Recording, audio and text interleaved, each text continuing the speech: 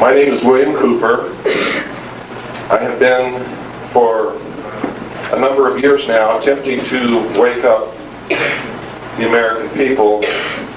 I have succeeded in waking up the Japanese so far, and I'm still working on the American people, but we're making progress.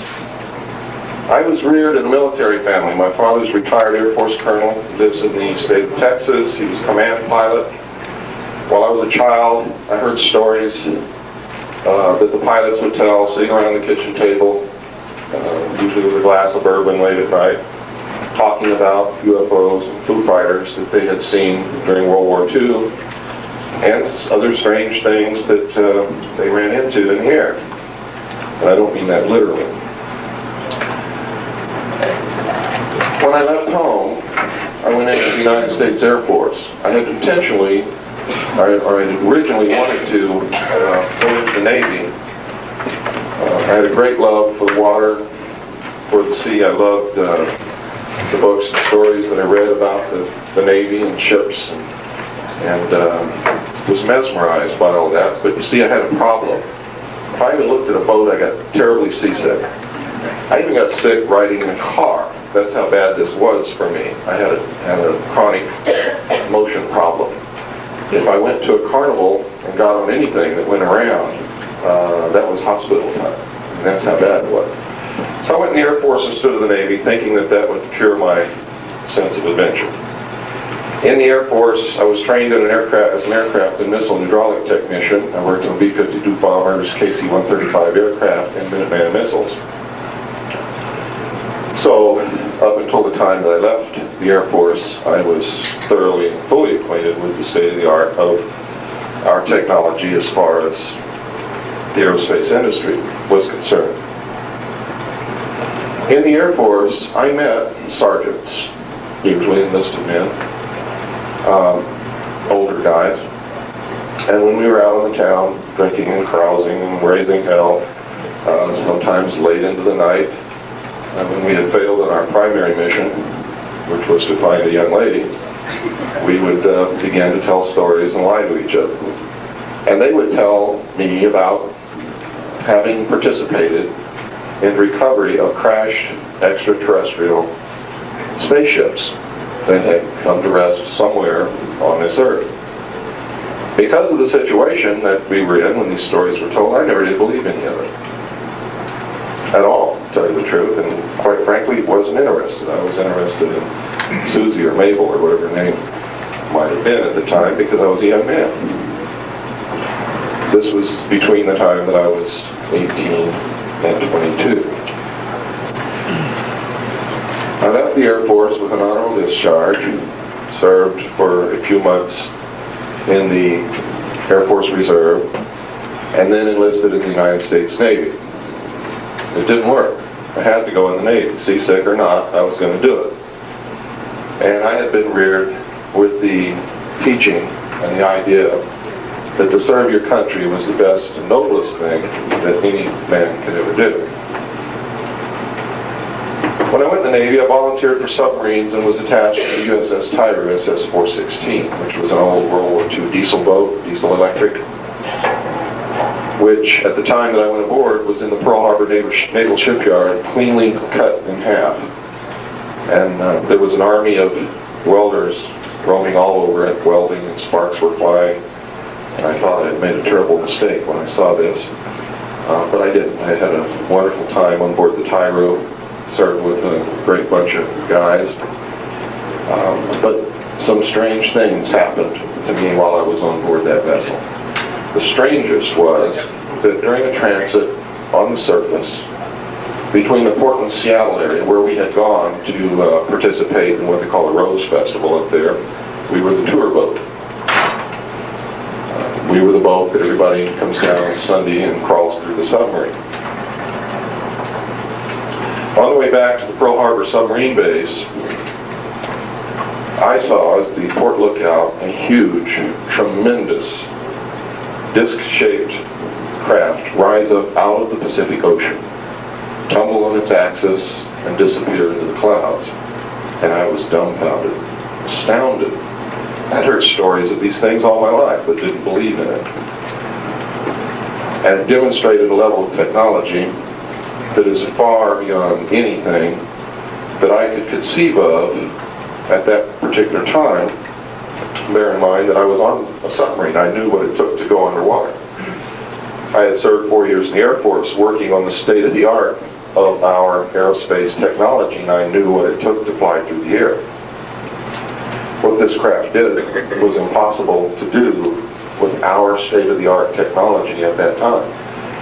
The year that I saw this was 1966. It was the size of a Midway class aircraft carrier, which is a small carrier by modern standards, but nevertheless very large. It was metal colored, sort of a pewter color. It did not glow like the normal accounts of UFOs that you hear. It appeared to have windows on it. It looked like a machine. It was a machine. If you can imagine a ship that traveled through the air, that's exactly what it looked like. It had things on it that ships have on it. It was incredible. I notified the officer of the deck that I had seen something approximately 15 degrees off the port bow and that I'd lost it in sea return. Sea return is something that we talk about on radar. When the radar bounces off the tops of the waves, and when you're talking about a lookout, you're talking about the sea bouncing up and down. For instance, if you lose a human being overboard in a sea, by the time you can count to 10, if the sea is moderate, you can no longer see that person in the ocean because of the effect of the waves bouncing up and down, the man going in and out of troughs, and the whitecaps, and so on and so forth. I wasn't going to tell the officer of the deck, whose name was Ensign Ball, that I had seen a flying saucer, not on a small boat with a 100-man crew. And a 100-man crew was during wartime. We actually had 75 men most of the time, give or take a few transfers out and people coming in. On a submarine, you live in cramped quarters with a small crew, and I can guarantee you, you don't ever want to be the odd man out. You don't want to be the loony on board the boat. You don't want to be the guy that nobody wants to stand watch with because it's crazy. So Ensign Ball looked over in that area. Also, the starboard lookout began to look in that area also because he had heard this conversation. And I didn't expect to see anything else, but if we did, I didn't want to be the only one who saw it. And we weren't looking in that direction very long when another craft, or the same craft just like it, came down out of the clouds, tumbled again on its axis. It was like it had to perform this maneuver. Why, I don't know. But they would come down out of the clouds, tumble, and then enter the ocean. When they came out of the water, they would tumble again and then go up. It's like they could only enter or leave the water with a certain attitude. I can't explain it, don't know why, but this is what happened. We watched this repeat itself for approximately 10 minutes.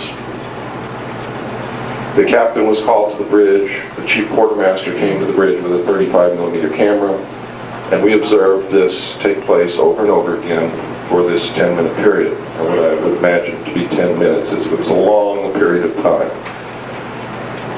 Photographs were taken. The chief, QMC Quintero, I've never been able to remember the captain's name, and I would really rather someone else dig out the records from Washington and verify all this, which I understand some people have done, but have not made it public. And the starboard lookout, whom we call Geronimo,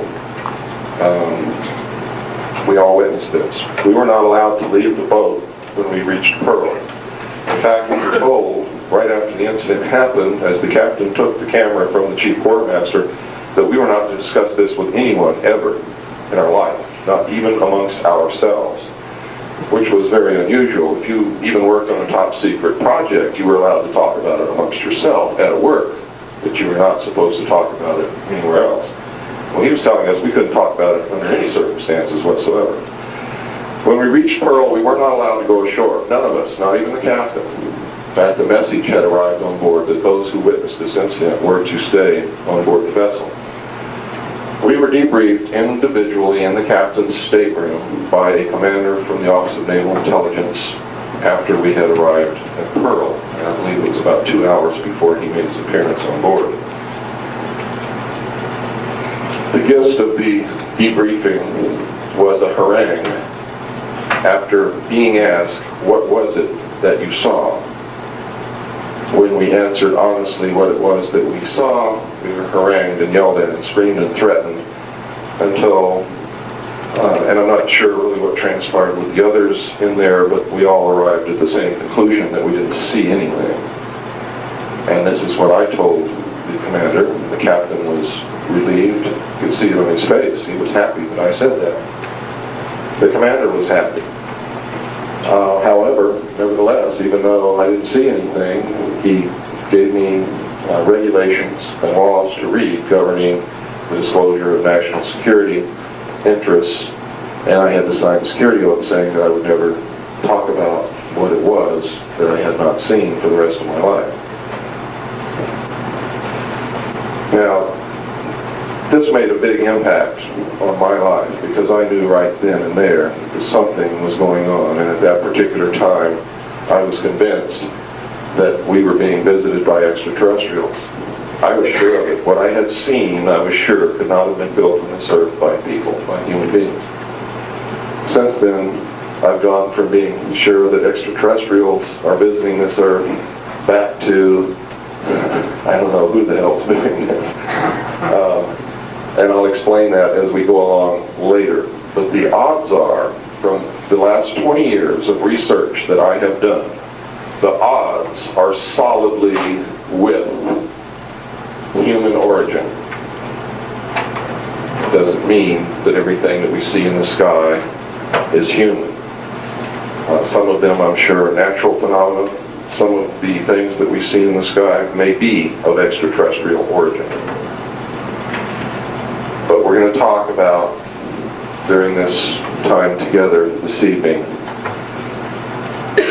the results of what I saw in top secret documentation when I was later attached to the Office of Naval Intelligence and assigned to the intelligence briefing team of the Commander-in-Chief of the United States Pacific Fleet, and over 19 years of very thorough research, conducted not just by me, but by many people.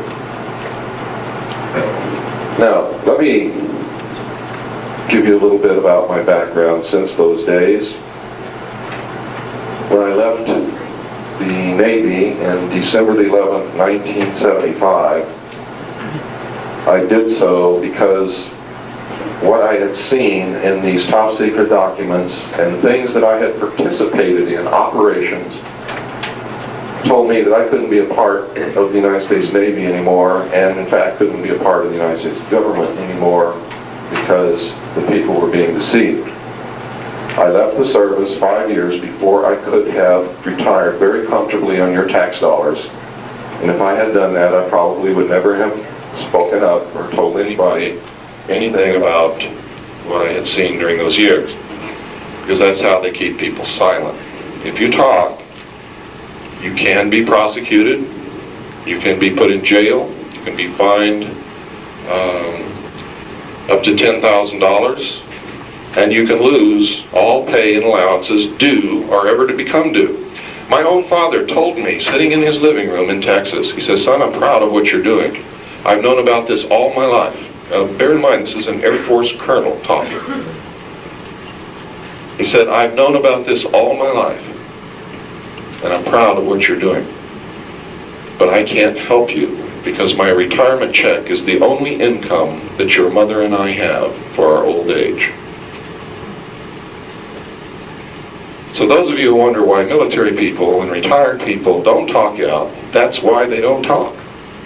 They can be totally and completely devastated, wiped out overnight if they did. Now, I believe there are ways to do it, but still that fear is there. And it's an overwhelming fear. It scares the hell out of people. How many of you in here are approaching the time when you're going to have to rely on your retirement to take care of you for the rest of your life? See a show of hands. If you knew, let's see a show of hands again. If you knew that you could lose that retirement check if you talked, would you talk? I think that's a good indication for the rest of you as to how these secrets are controlled. There are several ways to control people, and money is one of the primary methods of control. When I left the Navy, I became an instructor first for the Coastal School of Deep Sea Diving, and then the chief instructor. Eventually served on the board of directors. I went from there to the College of Oceaneering in Wilmington, California, where I served as the head of the deep diving mixed gas saturation diving department. It is the most prestigious commercial diving school in the world. While I was there, because many of us were ex-Navy and had served in intelligence or SEALs or in some area of the Navy where we had very high security clearances, we also trained many divers, military divers of foreign countries at that school. We trained the entire Israeli Special Forces diving team, who then went back to Israel and set up the first diving school in Israel for the military forces, and those students served as the first instructors for that school. And we did many others. We taught a contingent of divers sent to us from communist China. And you're wondering, how did that happen? I thought we were in a Cold War with communist China. Well, some of the things you're going to learn tonight are going to open your eyes and open your ears, and I hope it will open your mind to the fact that what you've perceived as reality for the last 50 years has been the biggest snow job that probably has ever occurred in the history of the world. I'm going to tell you right now, what you perceive as reality is nothing more than a ride in Mr. Toad's car in Fantasyland, in Disneyland, and your e-ticket has expired. They're closing the park, folks, and you got to go outside, and you're going to see on Anaheim Boulevard some hookers standing on the corner for the first time. I stayed in education knowing that, and believing, still believing, and that's why I'm doing this, that education is a key of some kind to the future for all of us. I served as the admissions director for Aircraft Technical Institute, the assistant director for Adelphi Business College, the executive director of Adelphi Business College, the executive director of Pacific Coast Technical Institute. I was the executive director of National Technical College. I was the national marketing coordinator for United Education and Software. When I was working in these capacities, I made anywhere every single year between $60,000 and $90,000 with no sweat. When I began doing what I'm doing, my income went from between $60,000 to $90,000 a year down to absolutely nothing. To protect myself in what I'm doing, we spent literally my life savings in a mailing of information to people all over the world whom I did not know about. For the first year that I did this, I did it on my own expenses, supporting my family, traveling, not charging anyone a penny to hear what I had to say. And I hoped that I could continue that because I hoped that people understanding the importance of what I have to say would donate some small amount so that I could continue to support my family and not have to charge people money to come and hear my message. Unfortunately, that never happened. Nobody ever contributed a nickel, not once, except when Andy and I reached the rock bottom, absolute rock bottom, and everything that we had and all our accounts was stolen. Some letters began to arrive with no return address.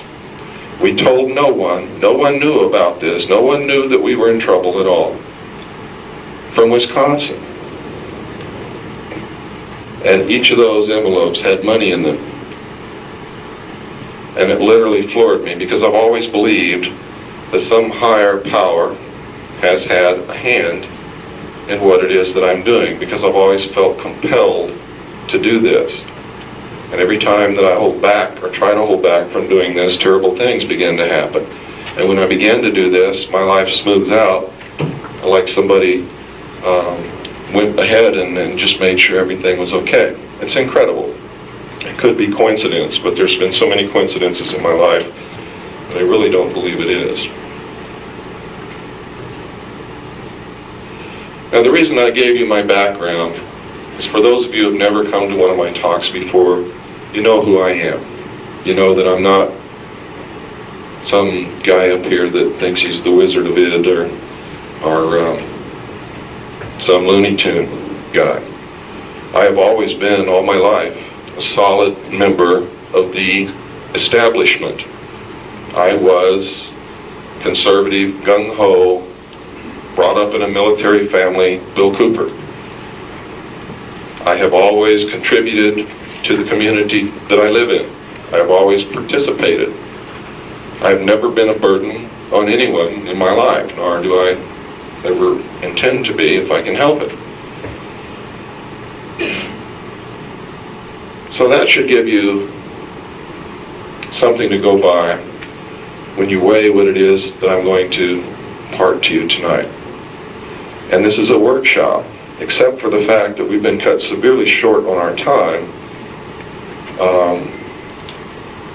I want it to be a workshop. I want some interaction here between us.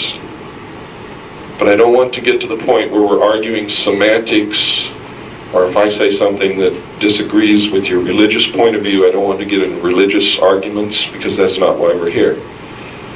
I'm here to impart to you what it was that I saw in documentation many years ago, and what I've learned through 19 years of research. And I hope that that knowledge will help you in your search for the truth. And as in every lecture that I ever give, or every workshop that I ever give, or any conversation that I ever have with anyone, I don't want you to believe anything that I impart to you tonight unless you can go and verify it and confirm it from different sources. And I don't mean because somebody tells you that Bill Cooper, yeah, he was telling the truth. I mean, you've got to be able to prove it to yourself. You see, one of the reasons that we've gotten to this point, folks, is that most people are blindly believing on faith what they're told by a lot of people. A lot of people. The government, for one. Your parents, for another. And a lot of untruths have been passed down and are still being passed down from father to son, to his son, and mother to daughter, and so on and so forth. We were taught, at least when I grew up, that this was the greatest country in the world, and it could never fail, and our government could not ever do us dirty, would never lie to us. It just couldn't happen. And I'm here to tell you that it hasn't happened. For the last 40 years, our government has not been allowed to function as it was meant to function by our forefathers. It has been infiltrated and is being controlled. It has been subverted. So be very careful, because there are people in the land whose message is, our government has failed. Democracy doesn't work. The republic is not viable. The Constitution doesn't work. Must be replaced with some other form of government. You be very careful that you don't buy that. Because our government is we the people. And it will work if we want it to work, and it will fail if we want it to fail. And that's the real truth of the matter. Let's go back a long, long way. Let's go back to a group of people probably standing on the edge of a forest near a cave, probably with no clothes, or if they had clothes, they were probably animal skin. These people had made probably the first progression in what I call the ultimate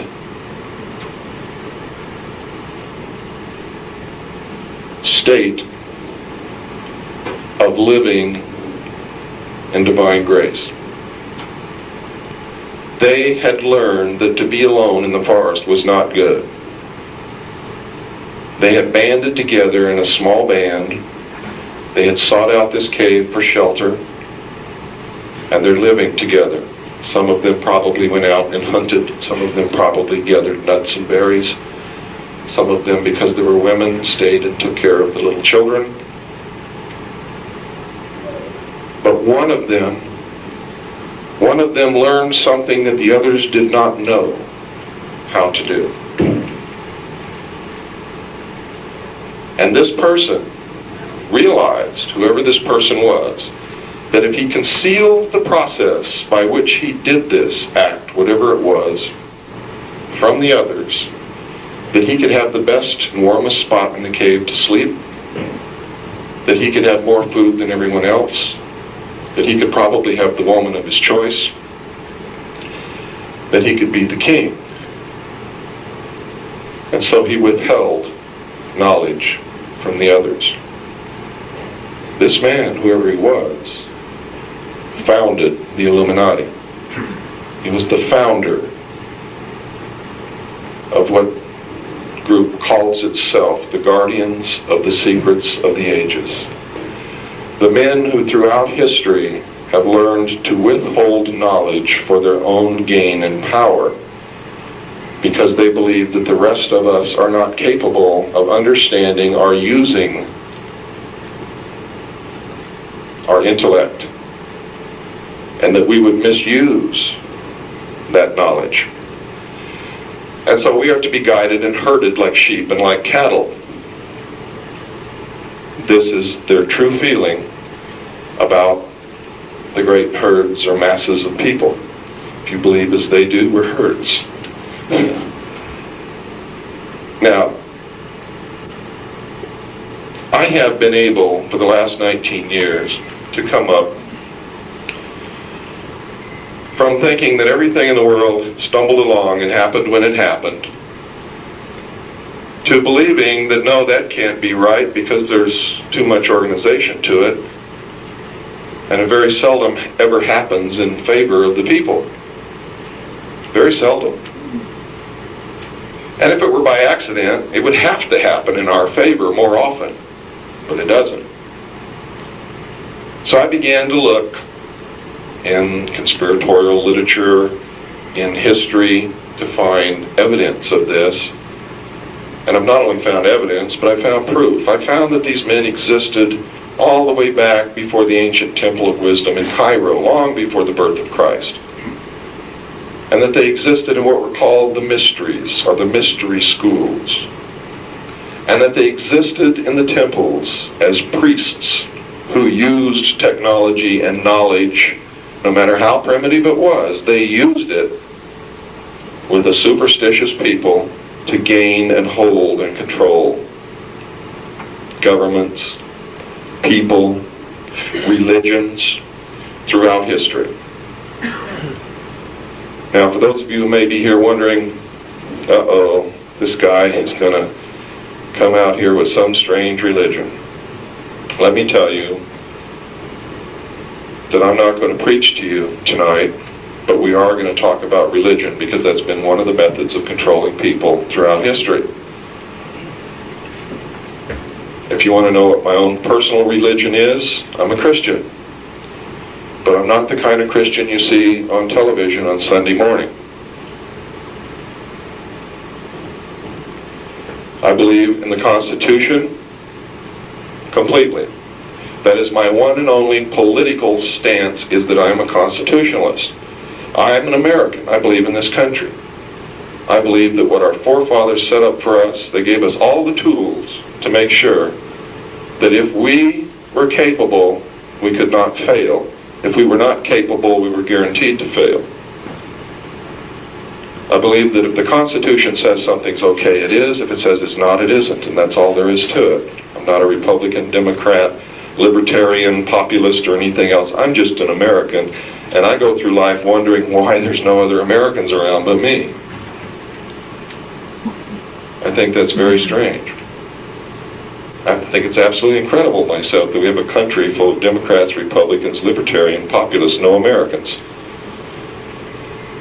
So that's my political viewpoint. For those of you who are wondering if I'm a communist or or if I'm a Democrat, or if I am a follower of the Nazi movement, or whatever that happens to be. I'm not. I'm just an American. What makes me different is I can guarantee you that very few of you who have ever seen a real American before, no matter what you think of yourself, if you've been manipulated into believing that you have to be a Democrat or a Republican, if you have to call yourself a liberal or you're a conservative, then you stopped being an American when you made that decision, because there is no such thing. If you believe in the Constitution and the Bill of Rights, then you're an American. If you believe anything else, you're not. It's as simple as that, because that document is America. If you don't believe me, tear it up and throw it in the trash can and see how long this country exists. America is that document, and it is nothing else other than that document. So if you believe in this country, you must believe in that document. Otherwise, you're believing in something else. I'm not against that. If the majority of the people in this country don't believe in the Constitution and want to get something else, then it is in the Constitution a method by which we can do that. And if we exercise it legally and lawfully through the Constitution, that's okay too. But when we try to go through the back door, no, it's not. We're being subverted.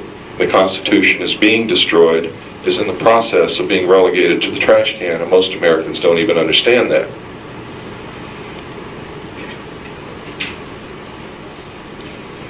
These men who make up the mystery schools, the guardians of the secrets of the ages, the structure of their organizations always exist in a pyramidal form, with the majority of members on the bottom rung, and each rung requiring degrees of initiation, with a very small group at the top controlling this gigantic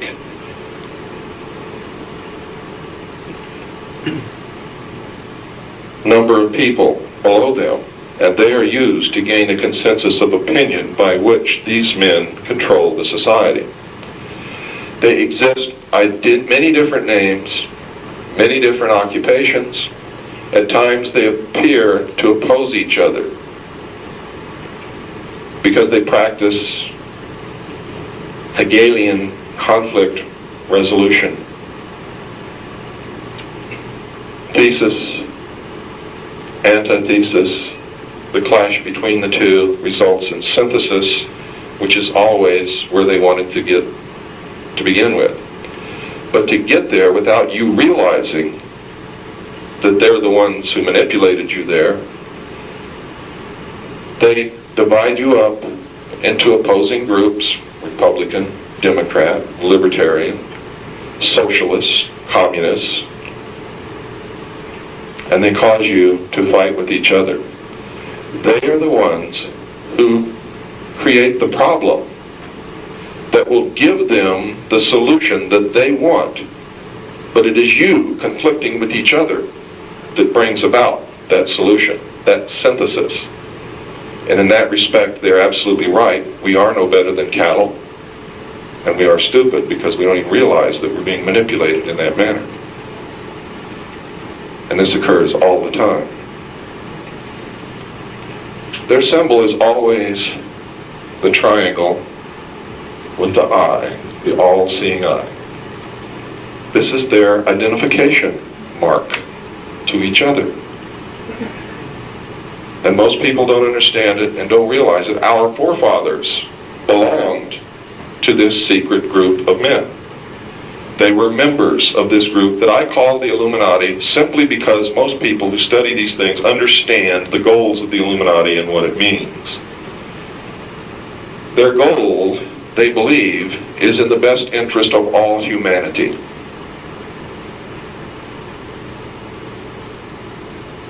And we'll go into that a little bit more along the line. They believe that they're doing the right thing. They believe that the end justifies the means.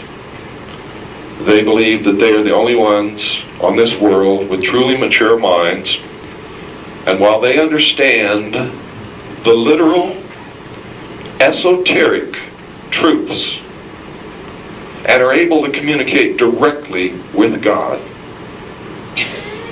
we are only giving the exoteric interpretation. And we kneel at a stone altar that can neither hear nor talk back to us. This is what they believe. They believe that we are cattle who do not use our intellect, and thus our stakes on the table by choice and consent for those who do use their intellect. And my goal, I have a couple of goals. One is I do not ever want to make another prediction that turns out to be 100% accurate, because that will mean I'm succeeding. In other words, I want to be a failure at predicting. Number two, I want to wake you up to the point where you can stand in front of a mirror and say with no hesitation, I've been stupid all my life, and I'm never going to be stupid again, and that you will begin to use your intellect so that we can control our destiny, because if we don't, a small group of men meeting in secret will. Make no mistake about it, they will. And the only way that they can do that is if we are brought under complete and total control on a 24-hour basis. And that's what the New World Order is all about.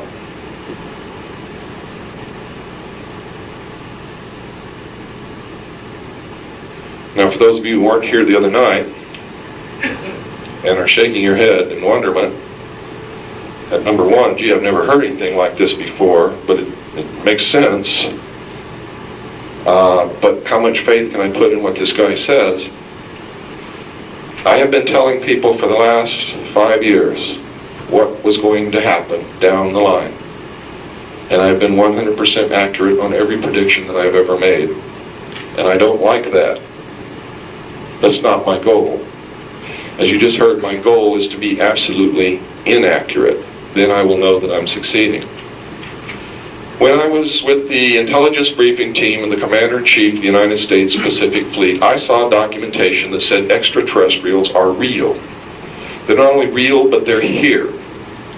They're not only here, but in 1954 an agreement was made between the United States government and these, at least one group of extraterrestrial beings, for the exchange of technology. And in return, we agreed not to disclose their presence here on Earth. We also agreed to allow them to abduct human beings on a limited periodic basis for the purpose of medical examination and the monitoring of our development. That the exchange of technology was being conducted in an area called Dreamland, which was in some place which had a first name of Yucca, and I can't remember what the last part was, but I've been able to locate several Yuccas: Yucca Valley, Yucca Proving Ground, Yucca Flat, and there may be even more. But I do remember that whatever this Yucca was in the Mojave Desert. And it was called Dreamland. I know that recovered, crashed extraterrestrial craft in these documents that I read were being tested first in an area called Tonopah, and second in an area after it was built called Groom Dry Lake, or Area 51. I can take you today, this very minute, to a spot in the Nevada desert outside of the Atomic Energy Commission test site near Groom Dry Lake. You can bring cameras, videotapes, whatever you want, and you can stand there in the desert, if you're willing to stay there 2 or 3 nights, and watch these craft fly. Watch them being test flown by the United States government. Now you have to understand that there is so much deception and manipulation involved with the bringing about of the New World Order that even as far back as 1972, I could have been shown these documents to make me go out, eventually, knowing my psychological profile and my patriotism, and talk about this. But why would they want me to talk about it? And it appears that that may have been what's happened. Can anybody come up with that? Why would they want me to talk about it? See if anybody in here has thought that far ahead. Has anybody got an answer? Yes? Misinformation, but why? I mean, there have to be a reason for it. They don't just throw out stuff just for misinformation. I mean, there's always a goal to whatever is done specifically by the intelligence community. Yes, sir?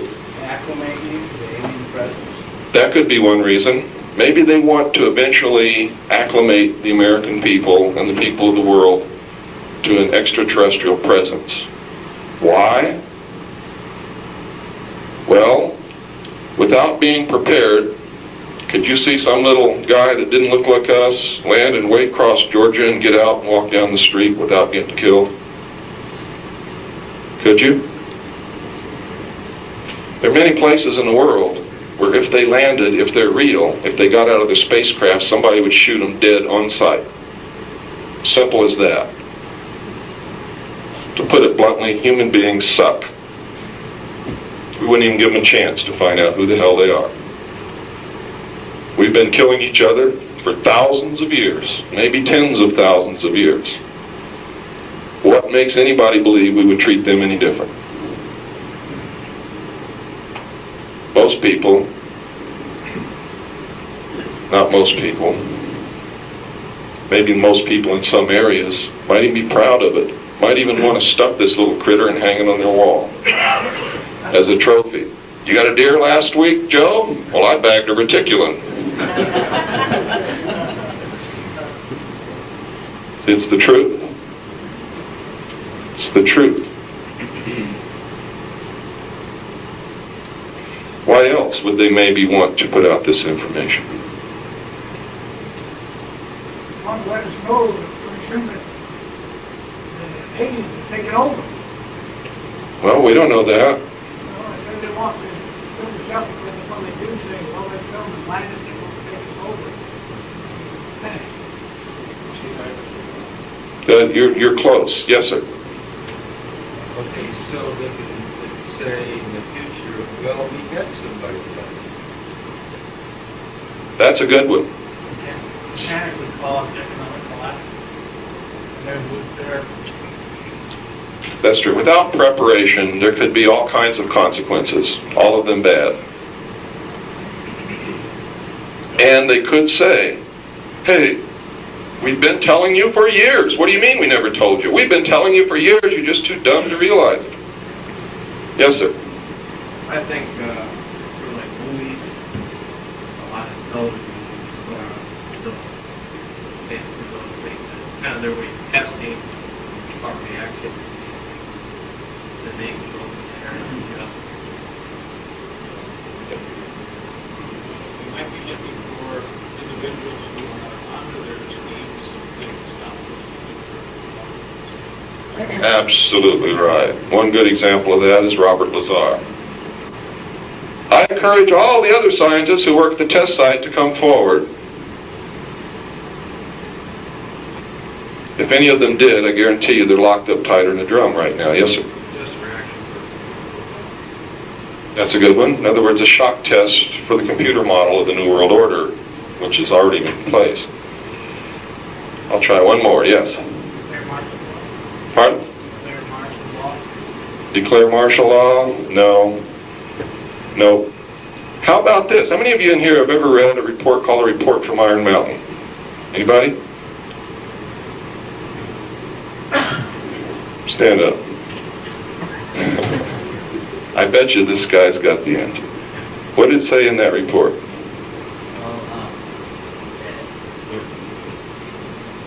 Well, the report was basically about how the economy was, in a way, based on war. Everything. The report was called Report from Iron Mountain on the Possibilities and Desirabilities of Peace. And what that study group wanted to know was if it was possible to continue the system in peace without using war. And what was the part that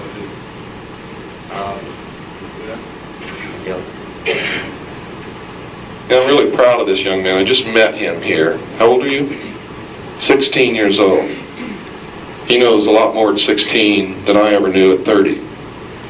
And I guarantee you from talking to him, he knows a lot more than most of the people in this room. That's the future. And as long as we have young men and women like him, then we stand a chance of having a good future. So, for those of you who live in Phoenix, I'd appreciate it if you'd really give this guy your support, especially if you have groups and things that meet. He wants to establish a group for younger people to learn about these things. The report from Iron Mountain was a study made and financed by the United States government in order to find out if we could ever genuinely live in peace, disarm all the nations and live in peace, a lasting peace. The report, the conclusion, was not too optimistic in that the report made it very clear, and for those people in this room who really understand how the economies of the world work, you know that the economy of not just this nation, but most nations of the world is a war-based economy. And without the defense industrial complex, we would be at this moment in the midst of a depression that would make the Great Depression of the early part of this century look like a Sunday school picnic. We derive over 70% of our gross national product directly from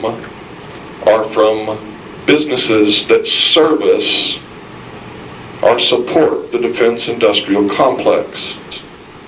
The defense industrial complex, to the elite who really understand these things, is a welfare system to keep us from revolting against the powerful few. It keeps a chicken in every pot, and that's what it's really for. The Cold War was a scam. The United States and the Soviet Union have been operating a secret space program out of the public view since the end of World War II. They have developed a technology that would make George Lucas and Steven Spielberg turn green with envy. Resembles nothing less than sheer magic. For those of you who are interested in alternative healing methods, they don't withhold those things from the public so doctors can get rich, like I've heard from so many people who are into alternative methods of healing. They do it to keep the population of the masses in check. They want people to die. People have to die. The sooner the better, in their estimation. Why? Let me tell you why. Because between 1957 and 1990, the population of the world doubled. I remember going around for years wondering, what the hell's going on? I mean, everything's different. It's not the same anymore. And it wasn't. It was mainly a result of increased population.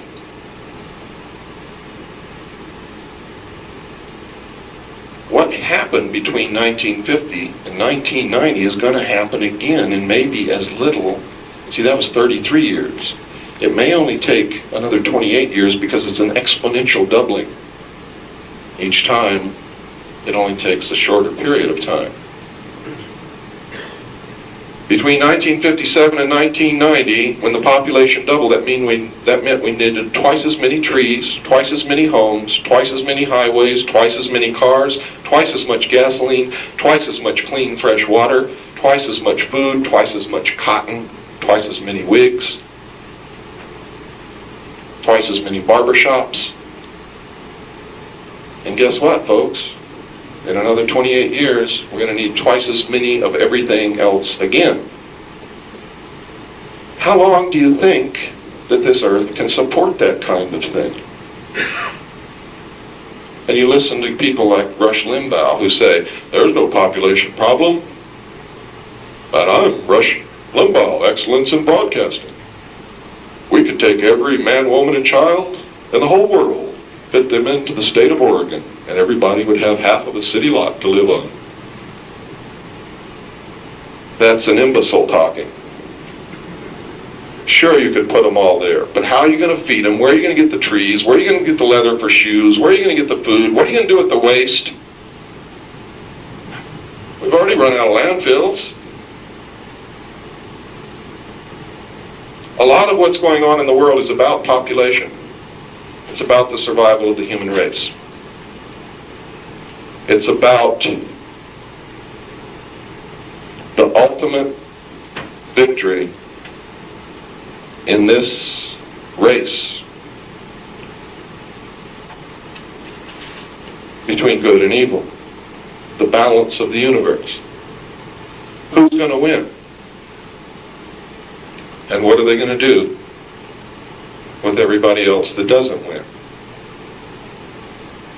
This country was founded as the answer to that problem. The United States, we've all known, anybody who's lived in this country has known that this country somehow is special, not because we live here, simply because this was the ultimate pinnacle of achievement of mankind throughout the history of this earth. Never in history had any peoples ever been granted kings, sovereign kings in their own right, with the government as their chattel slave, until the Bill of Rights, excuse me, not the Bill of Rights, but the Declaration of Independence and the Constitution was written. And later the Bill of Rights, which filled in some of the things that were left out of the Constitution.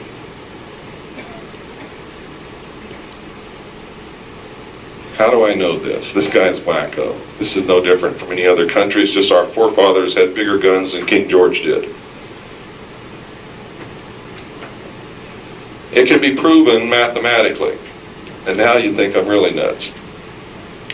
These men who run these secret societies, who are the guardians of the secrets of the ages, knew a secret.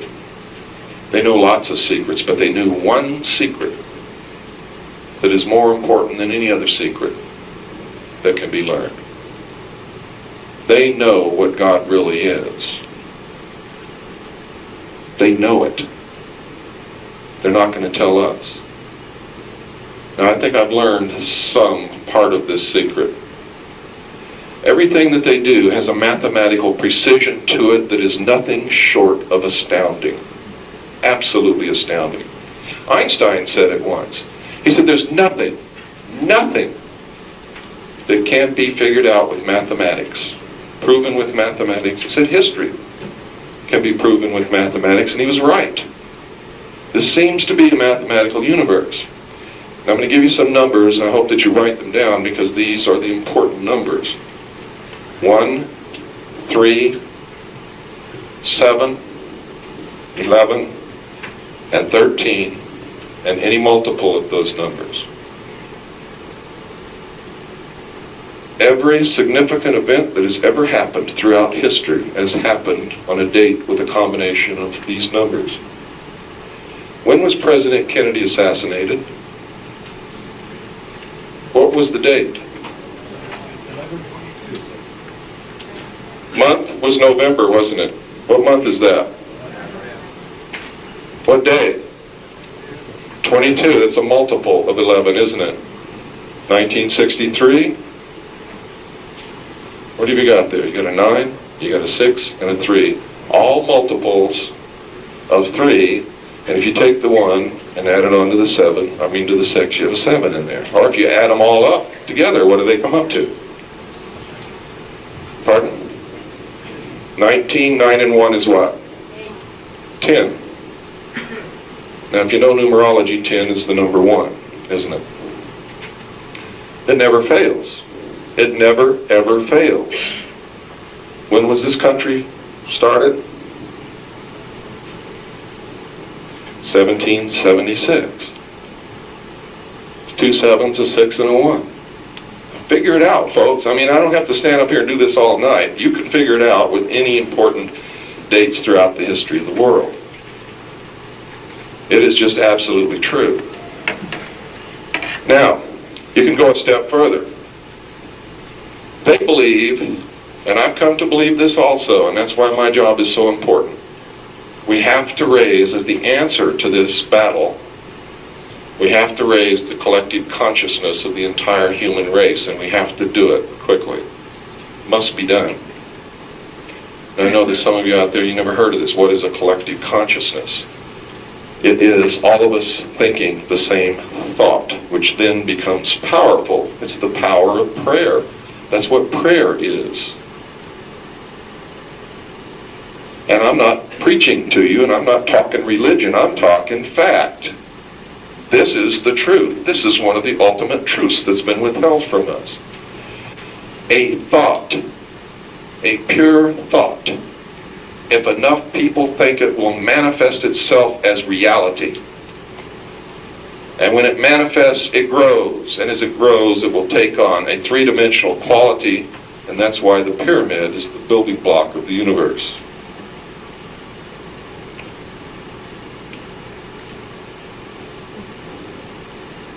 That's why Father, Son, Holy Ghost. That's why the number 3 is so important. That's why in one there is always 3. Believe it, it's true. That's why when this nation was founded under God, the thought created 3 realities under the heading of Father, Son, Holy Ghost, which became this country. If you take the date 1776 and start at the apex of the first pyramid and put M, this date is written in Roman numerals on the reverse of the Great Seal of the United States at the base of the pyramid, and it's on the back of every dollar bill that you have in your pocket. Take one out. We're going to talk about this dollar bill quite a bit for the next few moments.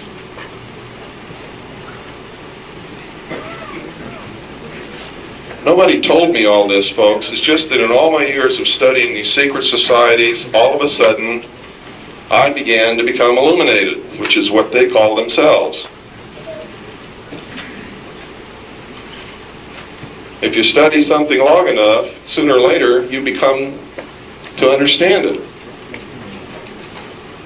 If you start at the apex of the first pyramid, remember there are 3, go from the top to the left corner on the bottom and across to the right corner of the first one, and then start at the top of the second one and put those Roman numerals at each corner. Across the top you will come up with MCX. MCX is 1110. That was the date that the ultimate branch of this secret group of men founded the Knights Templar, which is still in existence no matter what you've been told. It was founded by the Prior de Sion in the city of Jerusalem. It was commissioned to find and guard the last remaining relics of Jesus Christ, and to guard the pilgrims who were traveling to and from the Holy Land. They weren't destroyed because they were controlling the money of the King of France, as you see in history, because history has been rewritten to make you believe what they want you to believe. It was destroyed because they withheld these relics from the Pope and from the King when they demanded that they be turned over.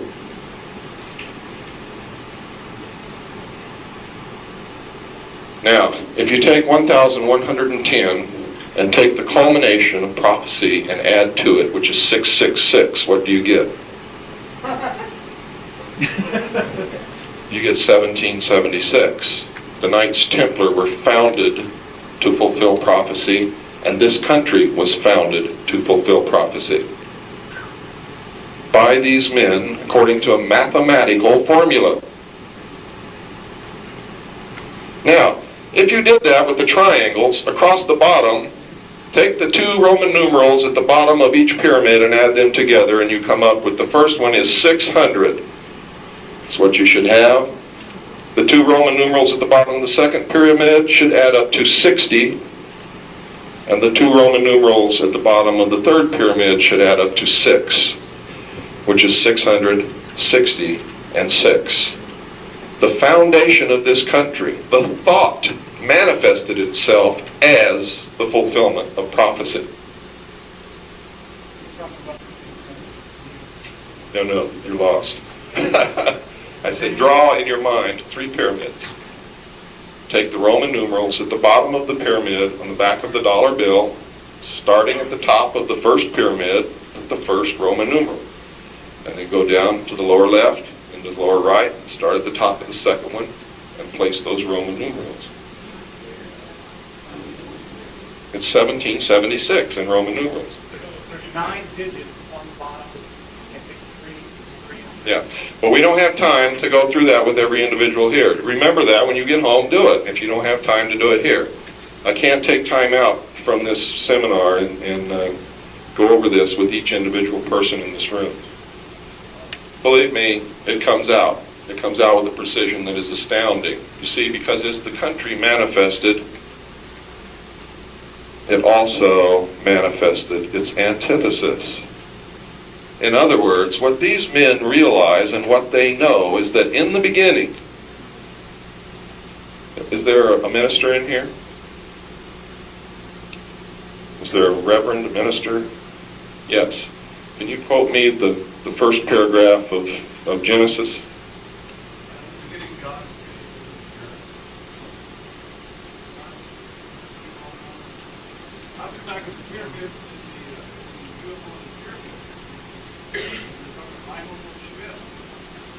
Oh, what I'm talking about, and I didn't want to misquote it because I've memorized it. In the beginning, God created the heaven and the earth. It talks about there was the Word, and the Word was with God. These men believe this, and I've come to think that this is probably true. No matter what your concept of God is, if you believe in a God, God created everything that there is.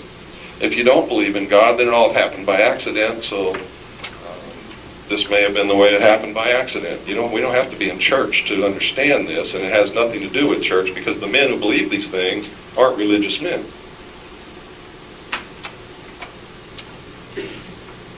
They believe that in the beginning there was nothing, but whatever there was in this nothing came together as a thought. If you can imagine that. It's the old thing, what came first, the chicken and the egg? Well, they believed that this was pure thought. And the thought, because it was all there was, manifested the reality of everything that is or ever will be, was manifested at the same time. Now, they're not talking about fate. They're talking about everything that could ever exist in all of its forms was manifested then. In other words, there weren't 400 million creations. In other words, next year, he's not going to create Joe Smith, who's going to work in a pickle factory. Joe Smith was created in the beginning. Everything that ever is, was, or will be was created at that moment. And individual thought, our consciousness, is what arranges everything that is into what can be in the future. Now, you don't have to believe this, but this is what I'm telling you, these men believe. They think this, they believe it. And as far as I can tell, they appear to be right. Lemon-colored Cadillac parked in fire lane. Must move our... Well, I'm not even going to say what they said. It's going to happen here, but if you got a lemon-colored Cadillac, I'd go move it. Huh? It says lemon-colored Cadillac. And if you're confused about what color your Cadillac is, you better go check. If I were you, I would check.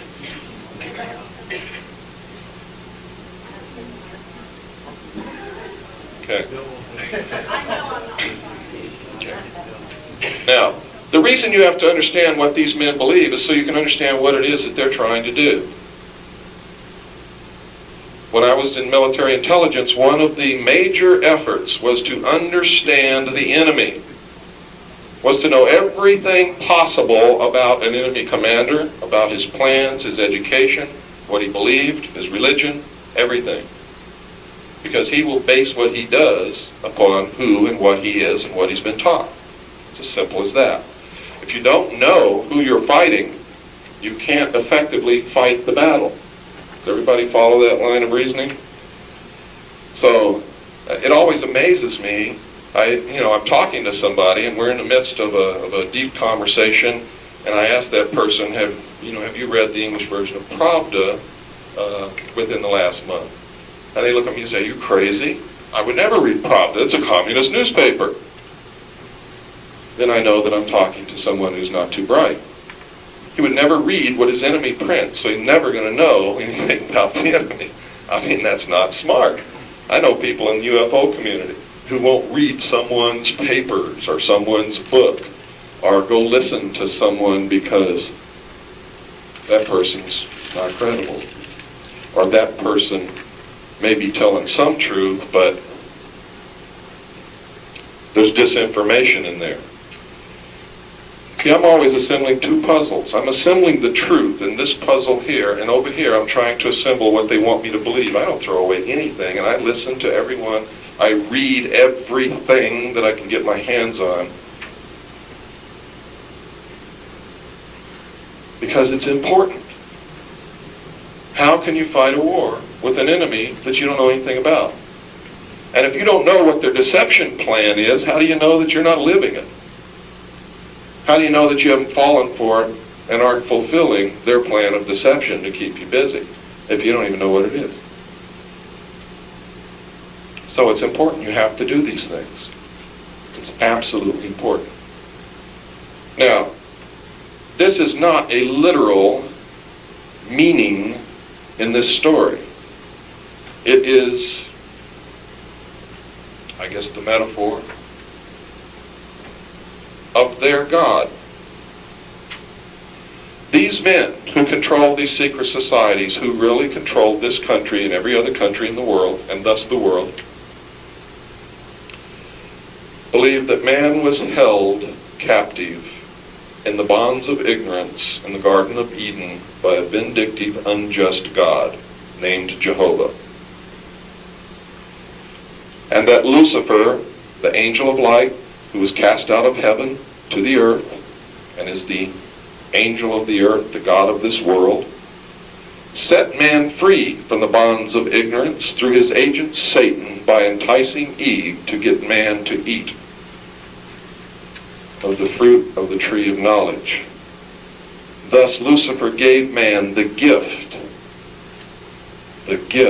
of reason, by which man, through technology, will become God. That is at the root of their philosophy. And that is the true satanic thought, if you want to call it that. If you're a Christian, that's what you're going to label it. Others would say that these are learned men who have discovered that superstition is the wrong way to live a life. And that by using your intellect and your brain, man will become God. I'm not going to argue those points. It's not why we're here. I'm here to impart knowledge to you, if I can, for those who will accept it and will take it out and prove it right or prove it wrong and use it. Because we're engaged in the ultimate battle for man himself, your very soul. This is what this is all about. It's what everything is all about. The final battle between good and evil. There's a balance in the universe. And if thought can manifest itself as reality, just as it did in the beginning, its antithesis will also manifest. And that is the way the balance of the universe is maintained. You have to understand that the word good has no literal meaning whatsoever if bad does not exist. There can be no good without evil. There can be no evil without good. A woman without a man will be the last in her line of species. Whether she's an ant, whether she's a human, whether she's a bird, makes no difference. A man without a woman will be the last in his species. There can be no positive without negative. It doesn't exist. I've had some real belly laughs over this concept in the New Age movement that you're not supposed to think a negative thought, that you're supposed to dismiss all negativity from your mind. You can't live that way. It doesn't work. To do that is to say, there will never be a problem, and if there is, I will turn my head and walk the other way. It's a trap. Carefully laid, but it's a trap. The concept that man is God is a trap also. Also carefully laid. Very attractive. Everybody wants to be a God. It's really neat to go to a seminar and walk out and say, I'm God. But it's a trap. We all have, as I said the other night, a spark of divinity in us, a spark of God, a part of God. God made the universe. We all are a part of God, but no part can ever be greater than or as great as the whole. It cannot be. All of us together and everything that's in the universe together with the ultimate law of the universe is God. Doesn't matter how you visualize this God as a person or as energy or whatever. If you believe that there is an ultimate law to the universe, there must be a God. Otherwise, physics couldn't exist. There can't be order without someone or something that makes the rule, that makes the order.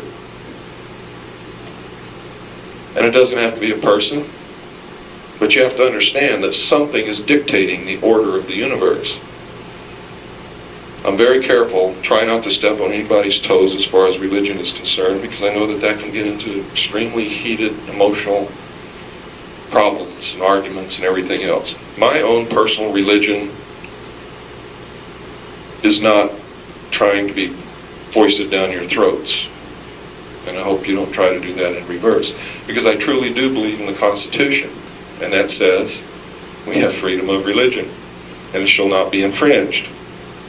So that's why I word my lectures and my workshops in this manner. Because I don't want to infringe upon your constitutional right. I hope everybody can understand what I mean by that. Yes, sir. Question, were not the framers of the Constitution good guys? Yes, they were. And were they just gambling with people? Was that a sincere effort on their part? Yes, absolutely. Or were they just gambling that people No, these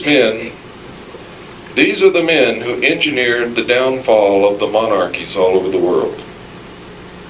The kings and queens. Their downfall was engineered by these men. These are the same men who engineered the French Revolution. The very same. When they started this country, the United States of America, they did it to find out. See, everything they've done since the fall of the monarchs has been an experiment to find out what is the best government for the world that will result in lasting peace, where man doesn't have to kill man anymore. You see, I'm not totally against everything that these guys have as goals. I'm totally against the way they're going about it. I'm against the fact that they think I'm stupid and can't participate and won't give me a chance in a country that's supposed to be of, for, and by the people. That's what I'm against. You know, I believe that we ultimately have to find some way, all of us, to come together and stop killing each other.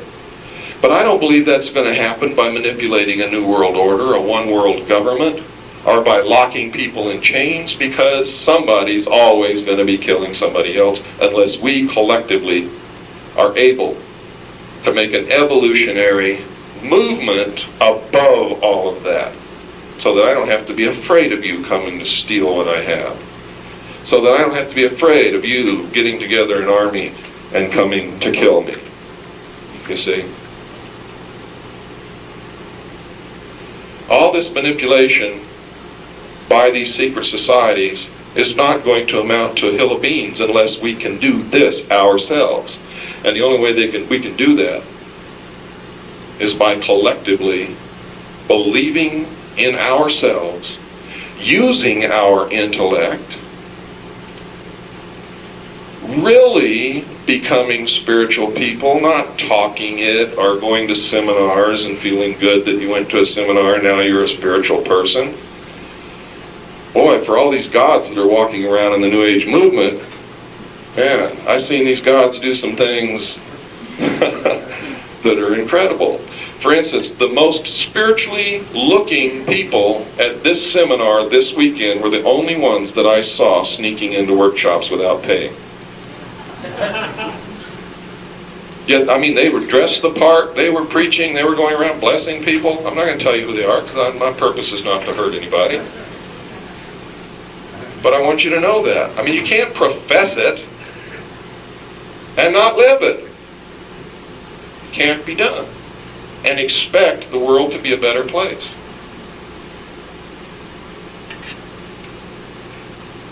I think everybody in this room came to this seminar because they really want the world to be a better place. But I know that many people who are here professing that want, when they leave here, are going to go do something bad to their fellow man.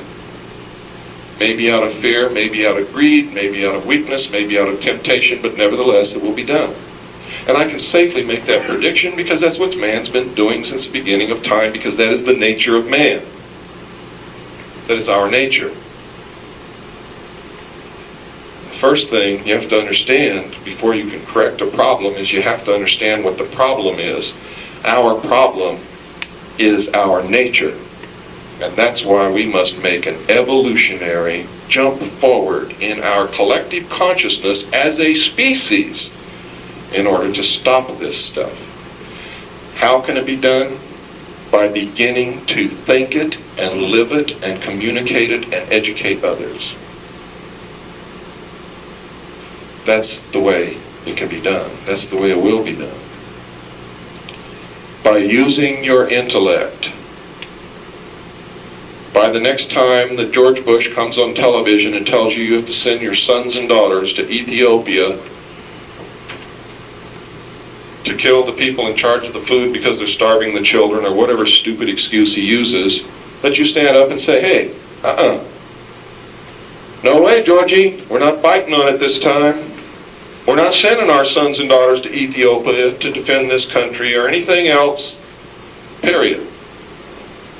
We're not fighting any more wars. We're not going to kill anybody else.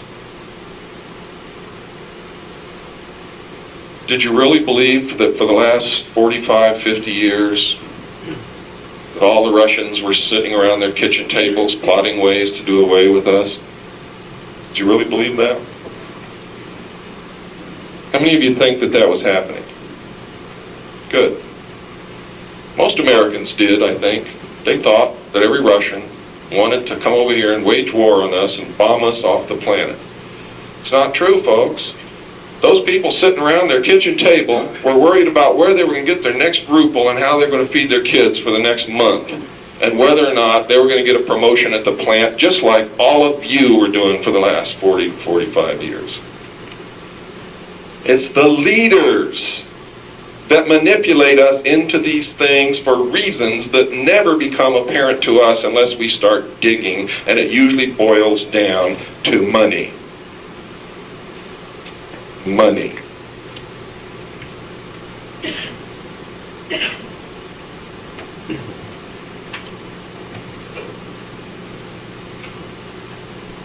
It only happens because we let it happen. We only let it happen because we really are stupid and we really don't use our intellect. And that's why I said earlier that you must be able to stand in front of your mirror and admit it to yourself. And only then, once you've admitted that that problem exists, can you begin to correct it. I had to do it, and it took me a long time to do it because I was a pretty proud, pretty brainwashed, oriented, establishment, gung-ho, military idiot. And that's the truth. I was stupid. But I'm not stupid today. And I hope you're not stupid today, and I hope you won't be stupid tomorrow or the next week or the month after that. But you will never get out of that until you can admit it first. That's important. You have to stop fighting someone because that person looks different. I had to just crack up. You know, I'd be on a radio talk show somewhere talking about my experiences and what I had learned, and somebody would call in. And this happened on many occasions because it's part of the government's campaign to discredit me in the eyes of the public. Somebody always calls in and says, "We have proof that Bill Cooper is a member of a branch of the white Aryan race and is a racist." I wish my wife was here because that's when I asked my wife to come in. My wife is Chinese, you see. And I always laugh at that point because they didn't do their homework. That's why it's so easy to beat this enemy. They never do their homework. I have people call in now and say that I'm anti-Semitic because I published the Protocols of Zion in my book. They pick up my book and they live through it in Protocols of Zion. Oh my God, we've got to mobilize the communities and anti-Semitic. He wants to kill all the Jews. And then they feel really bad when they find out that in my book I make a very, very literal point of the fact that this is not the Jews that are behind all this stuff. I published the Protocols of Zion so that you would begin to understand what is happening, what has happened, and what's going to happen. The test of a document is not who somebody said wrote it or didn't write it. That doesn't make any difference whatsoever. You see, the Protocols of Sion, and that's really the name of them, not Zion. Zion is a corruption of the name Sion, which is really the mount where Jesus was crucified in Jerusalem. That's the real name of it. And that's the real name of that document, the Protocols of Sion. It was written by the Illuminati, not the Jews. There are some Jews in the Illuminati. There are also some Episcopalians and some atheists. A lot of other people.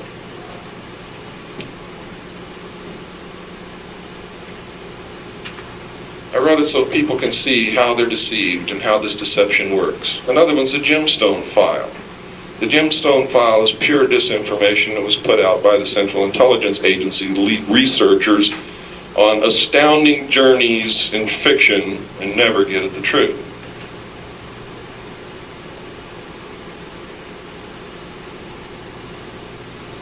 The test of a document, such as the Protocols of Sion, as I have published in my book, absolutely accurately, I did not change one word, were written in the 1700s, folks. And the test of the authenticity of a document is not whose name is signed on the bottom, it's whether or not the plan in the document is carried out. And the plan in that document has been carried out to the letter since the 1700s, and the only thing that has not come to pass as of this day that's outlined in that document is they have not yet placed a descendant of the house of David who can say that he's related to Jesus Christ on the throne of the world. And when they do, he will not be the enemy, he will be the figurehead of the real shadow power that lies behind the throne, just like right now today. How many of you believe that Ronald Reagan was really running this country? How many of you thought it was Nancy? If you guessed Nancy, you were closer to the truth than if you guessed Ronald, because Nancy is the granddaughter of John W. Davis, the founding president of the Council on Foreign Relations. It was when he married Nancy that he went from a liberal Democrat to a conservative Republican and became a serious political contender. Why did they choose him through Nancy to become the president of the United States? How many of you men in here served in the armed forces of your country? How many of you realized at some point that every single training film that you watched was narrated by Ronald Reagan?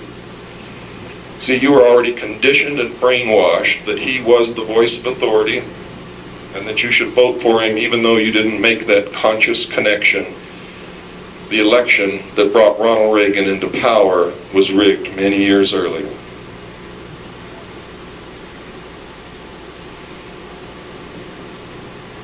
Was rigged. Every man who ever served in the armed forces in this country voted for Ronald Reagan.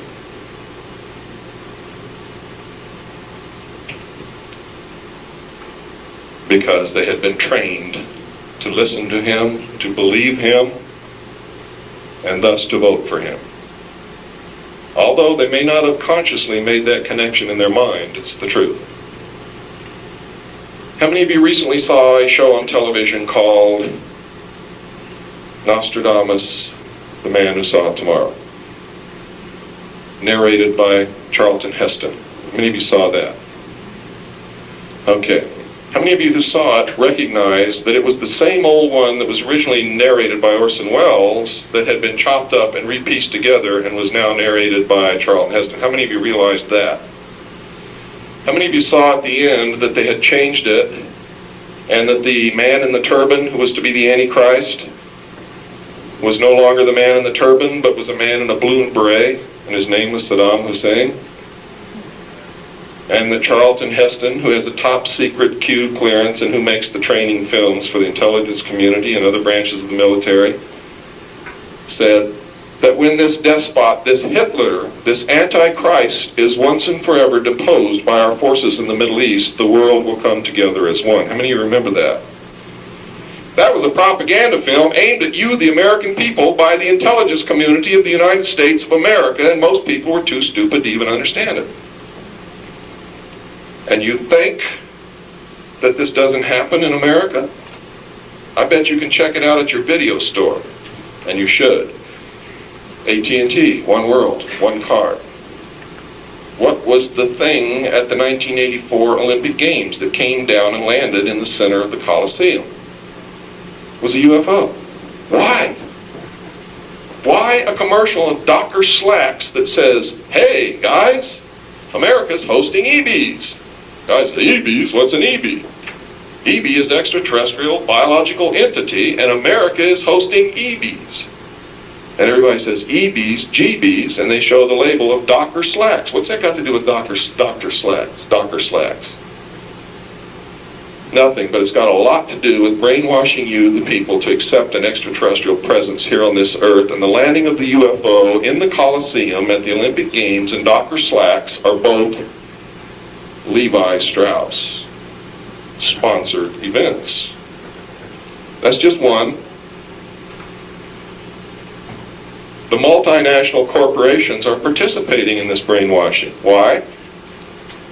Because the New World Order, there's not going to be any small business, folks.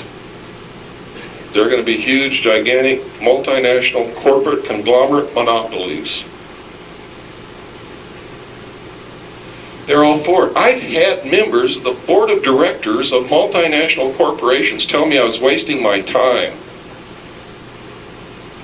That the people are so stupid they're not even worried that anybody will listen to me, and that the New World Order is done deal and it's just around the corner. I've had them tell me that. That's how big their ego is. Their ego is so big they can't wait. CBS used to just be the eye. Now they got the pink triangle revolving around it. They're telling you.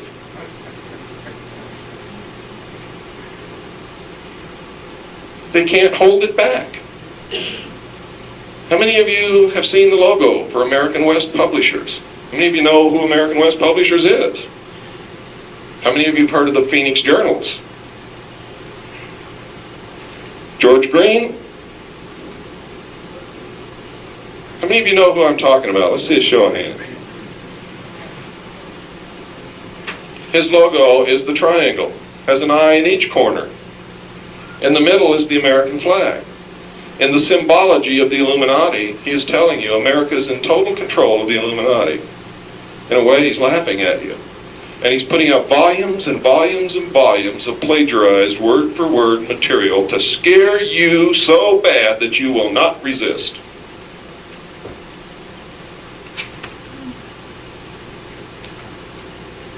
And in the latest one, Commander Hatton, the space cadet, is recommending that you liquidate all your assets, convert your assets to cash, send the cash to George Green. He will buy gold and he will store it for you.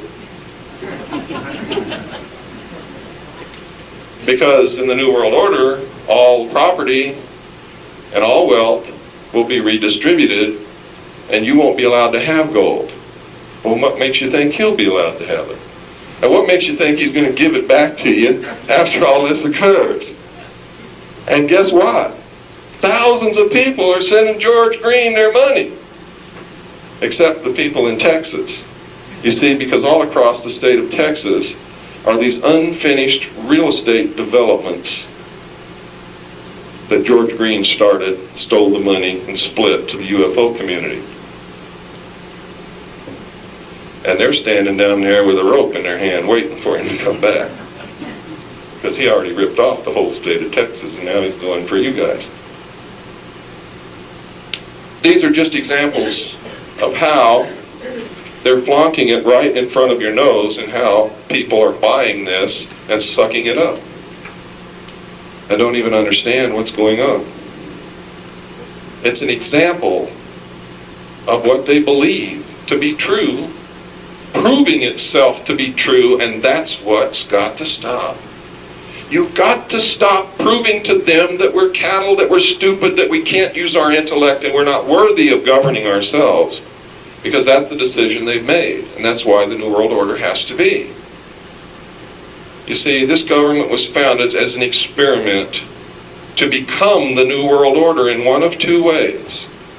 Either by proving that people could, through the tools that they gave us, really, honestly, truthfully, and forever rule themselves, or they would fail miserably, and they would lock us down under tight control, and they would rule us. The decision was that the experiment has failed, and I have to tell you, they're absolutely right. When nobody votes, we're not running this country. When nobody cares, we're not running this country. When you elect professional politicians time after time after time to the same office, we're not running this country. We don't even pay them. Why would you even dream that they're representing us? They have no reason to represent us. They're paid by the federal government. See, our country was set up so that citizens would go serve in the State House or in Washington for one term from any community, and one term only, no matter what office they held, and never go back again. And while they were gone, the community sent them rations to subsist upon, took care of their farm or their business, and made sure that their family was fed and their health was taken care of. They had a vested interest in making sure that they represented that community, wouldn't you say? Who have we sent to Washington or to the State House lately that has a vested interest in representing any of us? I can't count one. I can't count any that even care. The Hawaiian people are so proud of Daniel K. Inouye. And he sold them down the tubes, giving away their land. Maybe you read the paper this morning. Giving the Hawaiian people's land away. In the Iran-Contra hearings, he was the chairman of the committee. When Congressman Jack Brooks brought up the issue of the plan to suspend the Constitution, which is not allowed for anywhere in the Constitution, so it's illegal, he was shut up by Daniel K. Inouye. I can talk about senators and congressmen from every state in this union because they're all just as guilty.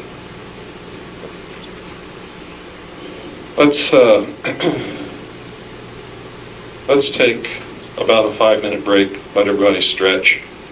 I don't know if you can make it out safely and back to your chair, but at least you can stand up and take a stretch and a breather, and then we'll start again.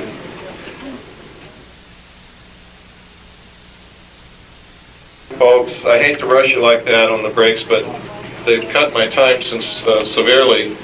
Normally, my workshops and programs that I do go between 5 and 6 hours because there's so much information to cover, and there's so many things that you need to have to start your own research and to be able to go out of here and realize really that something is wrong. Whether you believe everything that I'm telling you or not is not important. What is important is that you get the impetus, the desire, when you leave here, to go and start doing research and checking on your own, so that you will find out that indeed something is seriously wrong and that we need to be taking some corrective action. And I hope that it leads you to take the corrective action that I'm going to give you tonight, so that we can win this battle. And it is a battle, make no mistake about that.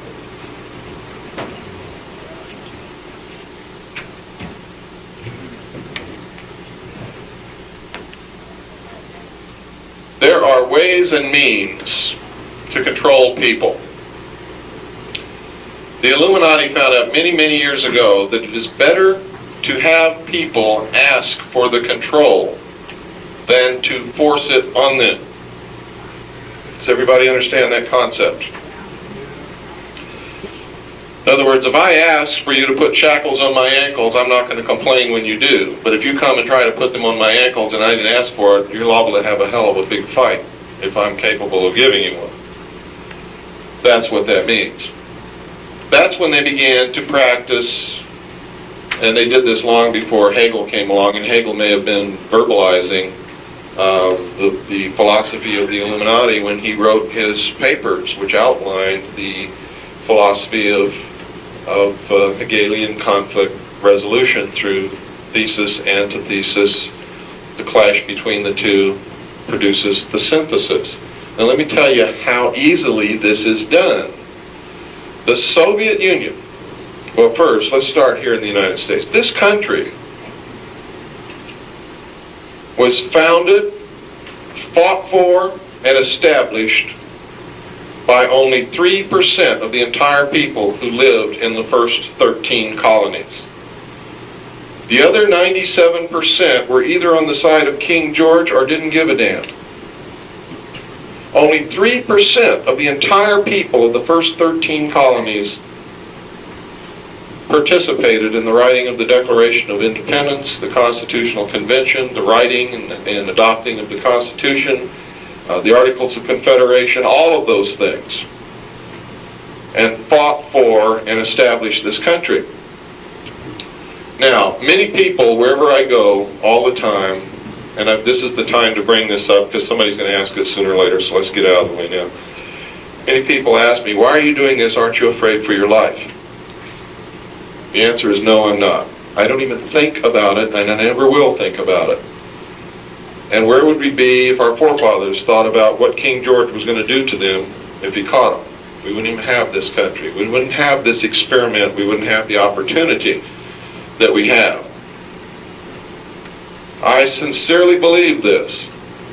Any man or woman who does not have principles for which they're ready and willing to die for at any given moment that is required is already dead and is no use or consequence to themselves or anyone else whatsoever. In other words, if you don't truly have something that you're really willing to die for, you have no reason to live. And that's what's wrong with so many of our people who are depressed, don't have any direction. They get up in the morning, they hate to get up, they hate to go to work, they hate their wife, they hate the TV, they hate their car. They're directionless. They have not identified anything that they can be so passionate about that they're willing to die for and thus be able to have a life. Because that's what it takes to have a life. That's what's wrong with so many Vietnam veterans. They went and they lived on the edge of the razor blade to become a hero like their fathers before them, and they were rejected by the American people. That's what's wrong with them. They were willing to go and die to be able to march in the parades like their fathers did, and they were rejected. Now they have no reason to live. For those who haven't been able to resolve that conflict. How do I know this? I was one of them. It affected me too.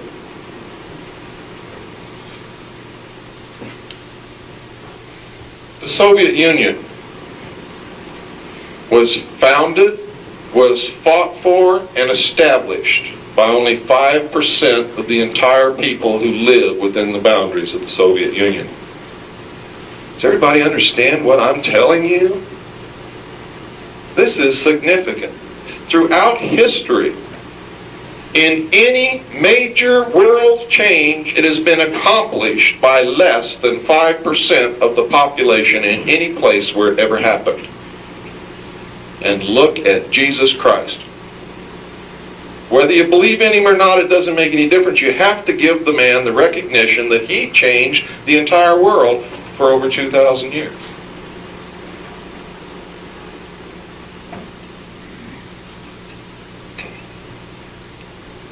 So for those of you with no hope, that should give you hope. It should give you lots of hope. Because we don't need everybody to make this a good world. And that's proof of it, in my estimation. The bankers on Wall Street and in London financed the Bolshevik Revolution. This is documented. It's been proven many times. The United States of America and London bankers have kept the Soviet Union afloat for all these years.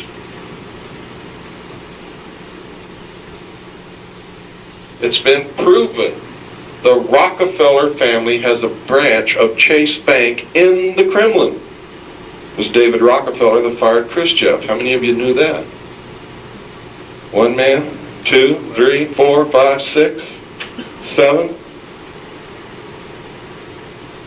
It's true, because Khrushchev talked too much. He said in the United Nations on television, "We don't have to bomb the United States. We don't have to bring an army and conquer you. You will be destroyed from within." Bam, Rockefeller was on a plane to Moscow, and 3 days later, Khrushchev stepped down. He almost gave the plan away.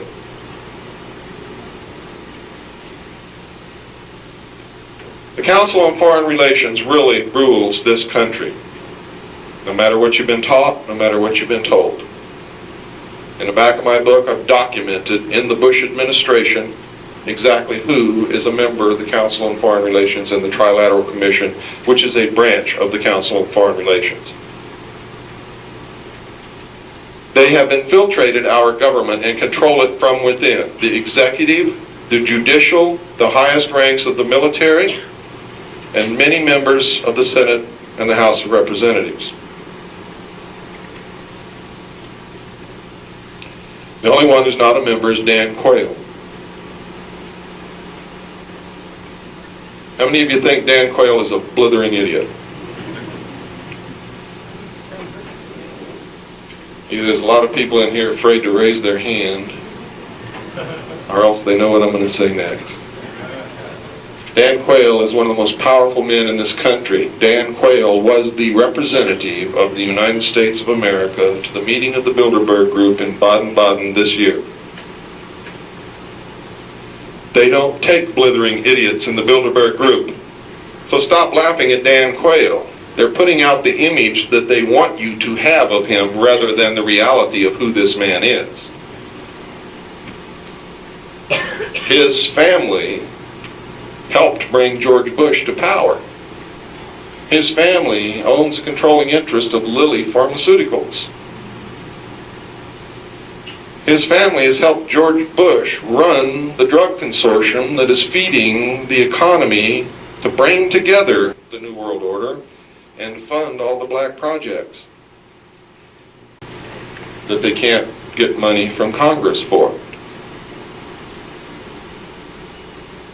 How many of you never knew where the drugs came from in this country, or think it's from the Colombian drug lords? Be honest. I'm not trying to embarrass anybody, but I want to see how many people in here really know what's going on. Okay, for those of you who don't know, let's do this little exercise. It's always good for everybody, even if you know it, because it reinforces what you know. Everybody close your eyes, and on the back of your eyelids, draw a map of the United States and all its possessions. And on that map, put a little dot wherever there is a city or a town, anywhere in the United States and all of its possessions. Now, if you've done it right, there should be so many little dots on that map that it would take you quite a long time to count them, because that's how many cities and towns there really are in this great country of ours. Now that you've seen that, understand this. In every single one of those little cities and big cities and towns and communities in this country and in all of our possessions, anyone who wants to can get any kind of narcotic in any quantity that they wish at any time, day or night. And then try to tell me that it's the Colombian drug lords who have such a protection and a distribution network and an accounting system that makes sure that the right amount of drugs are delivered to the right city and the right town on time and the right quantity and aren't caught. Because they never run out. The only ones who get caught are the ones that are in competition with the Central Intelligence Agency. And the drug war is not a war on drugs. They're concentrating on the users. It's a war on the Bill of Rights. It's a war on us. It is Hegelian conflict resolution. It is thesis, antithesis, synthesis. They decide what they want, and they put in motion the problem that will arrive at the solution that they want, and they cause us to ask for that solution. How many of you saw the poll recently, the results of which said that most Americans are willing to give up some of their constitutional rights to get the drugs and crime off the streets? How many of you saw that poll? It's on the front page of many newspapers. That's what they did this for. That's one of the reasons. See, drugs are accomplishing three things. They bring in to the black projects and to the New World Order more money every year than the gross national product of this nation. Every year. Number two, it is a form of euphemistic slavery for the lower classes, the proletariat, as they call them. The masses, the cattle, are enslaved with drugs. They are under complete control because the master can control them by giving or withholding their addiction. They don't think of anything else except how can I get my next fix and where can I get the money to buy it. Understand this. It's true. Number three, it creates waves of fear that roll through the middle class of this country and make them rise up and ask for more control. Ask that their rights be taken away. Ask to join the New World Order. Our forefathers gave us one tool that no people in the history of the world has ever had, and that is the second article and amendment to the Constitution. It has nothing to do with whether or not you have a right to go hunting. It has nothing to do with protecting your personal property against burglars who might enter your home. It has nothing to do with a woman protecting herself from being raped on a city street late at night. The second article and amendment to the Constitution has only one purpose. It's to protect us against our own government should it ever become oppressive and usurp the powers of the Constitution. That's its only purpose. Those of you who are for gun control will take away the only real weapon that we have that can truly ensure that they can never oppress us. You see, because we never have to exercise that right. If everybody in this country, and I was taught when I was a child that it was a duty for every man to own a weapon and 100 rounds of ammunition, should he ever be called to protect his community from an oppressive government. My father taught me that. It's not being taught anymore. I will teach my daughter that. And I will teach her how to use weapons and how to clean them and how to store them safely so that nobody can get hurt. And I will teach her that as long as you have it, make sure that everybody knows that you have it, because that's the surety bond that no one will ever attempt to hurt us or take anything away from us just because they have the knowledge that each of us has a weapon and is willing to use it if we have to. They will never try. No one could successfully march against 260 million armed citizens. It's impossible. Can't be done by the largest army on the face of this earth. And by the way, that's the Communist Chinese army, and they don't have any way to get here. There's no bridge. They don't have a navy big enough to carry an army that could fight us. But if you ever allow the second article amendment to be usurped, to be taken away, to give up your guns, that is the day that you will cease to be a free people. And for those of you who think I'm heartless and cruel because of that, because little Johnny shot his little sister because she found the gun in Daddy's bureau drawer, I'm not heartless and cruel. My heart bleeds for that family and for that child. And for the child that shot that child. And for the father that was so careless and stupid that he left the weapon where a little child could get it.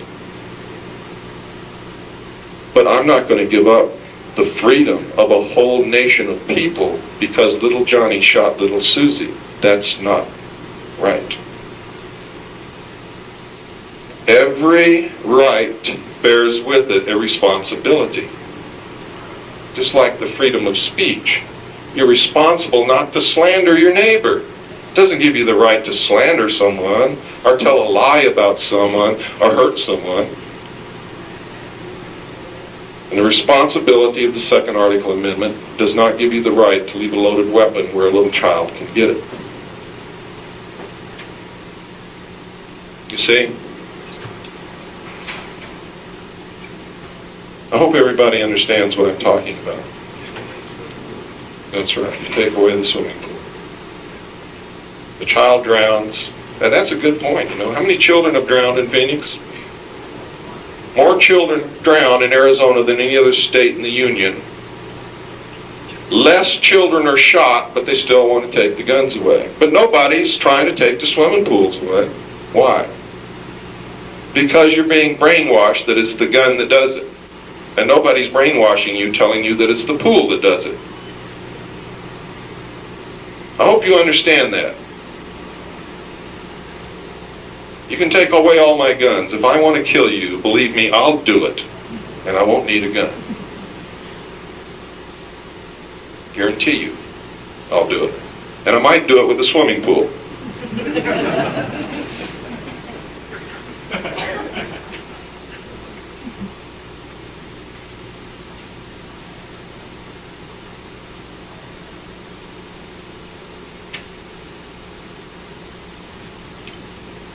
We've gotten to the point where life is so challenging and we are flooded with so much information on a daily basis that we have stopped handling it with responsibility and begun to take the easy way out. And that's normal, because that's our nature. When presented with two choices, we usually want to take the easy way. This is not accidental at all. The media is owned and controlled by members of the Council on Foreign Relations.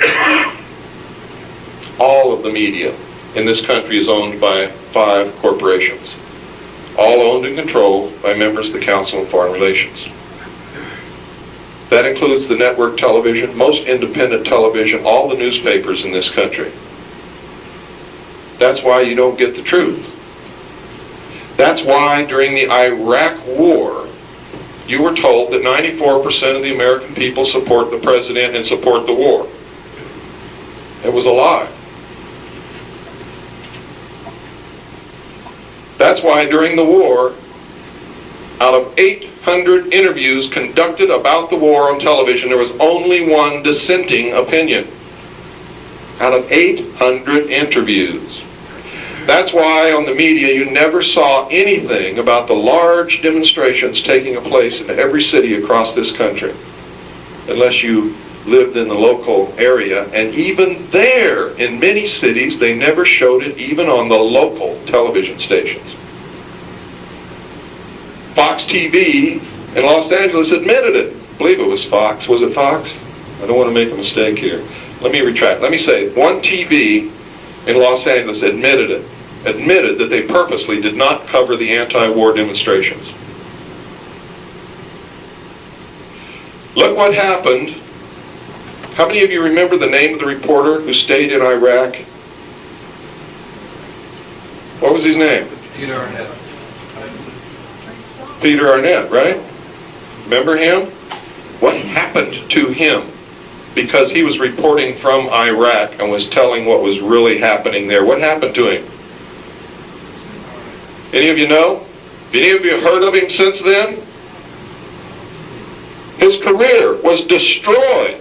George Bush named him by name as being a traitor to the American people. So did many others. Is that in the spirit of the Constitution and the first article and amendment? No. It was a propaganda campaign. It was a slapdown. It was a bam, don't you ever do it again. And it was an object lesson to every other journalist in this country. Don't you ever again tell the truth unless it's what we want told. And you can bet your life that every journalist learned that lesson. If you want to stay in journalism, if you want to be at the top, if you don't want to be branded a traitor, you better not go against me, says Mr. George Bush. George Bush, ladies and gentlemen, is the foremost and first, number one traitor that I'm able to identify in this country right at this very moment. And that's why the other night when I came on stage, I introduced myself as George Bush's worst nightmare. Because as a member of the Office of Naval Intelligence, I happen to know that it was George Bush who headed up and started the first large-scale drug smuggling operations into this country when he was the president and CEO of the offshore oil division of Zapata Oil in the Gulf of Mexico. The drugs were brought in from Central and South America to the offshore oil platforms and then by the normal crew conveyance to the beach, circumventing any customs or law enforcement inspection. Most of the boats who brought the drugs to the platforms were shrimp boats, fishing boats. Everybody in the intelligence community knows this. Every legitimate investigation into the source of drugs in this country has led right to the doorstep of the CIA. George Bush has been a lifelong member of the CIA. He wasn't just the head of the CIA for a couple of years. He's been a member all his life. He's a member of the Skull and Bones, the Order, the Jason Society, the Council on Foreign Relations, and the Trilateral Commission, whose stated public goal is to destroy the sovereignty of this nation and bring the world together in a one world government. They have written it so many times.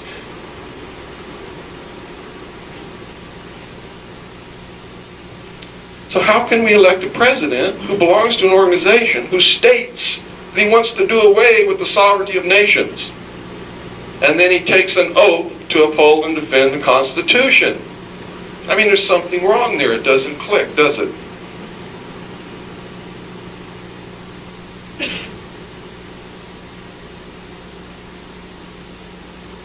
And I hope that's not repeated.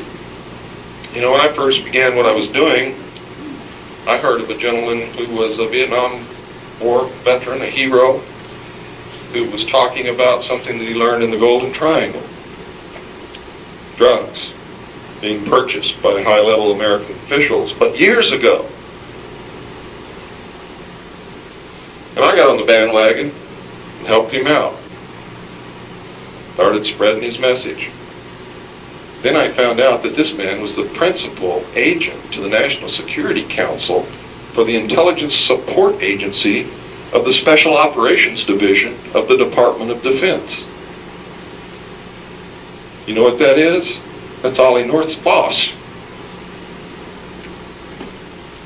And now he's running for president on the Populist Party ticket. Gang, let me tell you something. You can never elect any of us who have ever served in any capacity in any intelligence organization ever to any office, period. And that includes me. Because you're never going to know your whole life whether you can trust any of us. Because anybody who served in any intelligence branch in this country was working for and toward the New World Order under the UN Participation Act and the UN Treaty signed by Harry Truman at the end of World War II. That's why and how all this is working. Under the full protection of the National Security Act. And drug cargoes are flown into this country every day labeled top secret.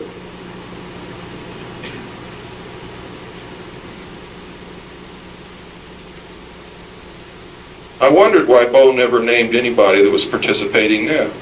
And then I found out that he was the senior Army intelligence officer in Central America, and he's telling me he didn't know that we were bringing cocaine in on military aircraft from Central and South America? Doesn't compute, folks. If he was the head of military intelligence in Central America, he knew everything and was helping do it.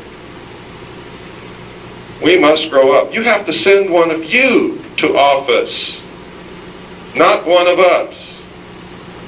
And even though I'm up here professing to be operating the best interest of this country, I have to tell you, you can never, ever trust that to be true. That's why I tell you, don't believe what I tell you. You go out and find out if it's true on your own. You go out and prove it wrong or prove it right, and if you prove it wrong, I want you to call me, because if I'm wrong, I want to know. I want to change it. What usually happens is they find out I'm right, and they become an ally. But you have to find it out yourself. You can never go on the assumption that what I'm telling you is the truth, or that what anybody else is telling you is the truth.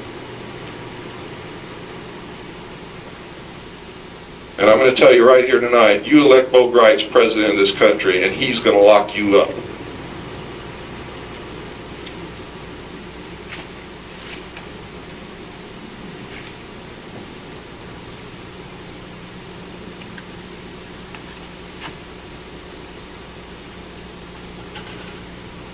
The primary method of control of any government or people is money. Money. Cash. I met with a man today at 2 o'clock who said he had some information he wanted to give me. Asking what kind of information it was, he told me. I asked him how he got that information, and he said money. He said he can get any information that I want. All we need is enough money. And he's right. Most people will sell their family for enough money, unfortunately. And maybe some families need to be sold, I don't know. But I knew exactly what he was talking about, because low-level personnel usually handle classified information, and they're usually not paid much. I always had to laugh when I found out how much security guards make. This guy's guarding millions of dollars of equipment and merchandise and inventory, and they're paying him $4.25 an hour. Man, I knew a secret when I learned that. I could have anything in there if I was willing to pay him 10. It's that simple.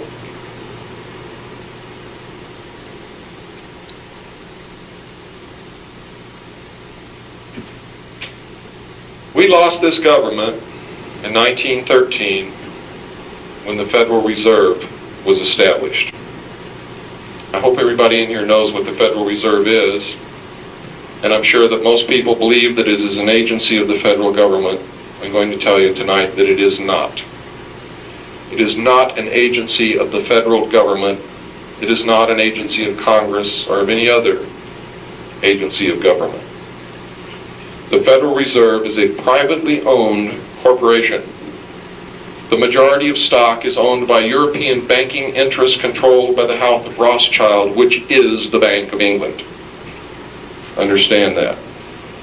Understand that the Council on Foreign Relations was established by its sister group, or parent group you might say, which is the Royal Institute of International Affairs in England.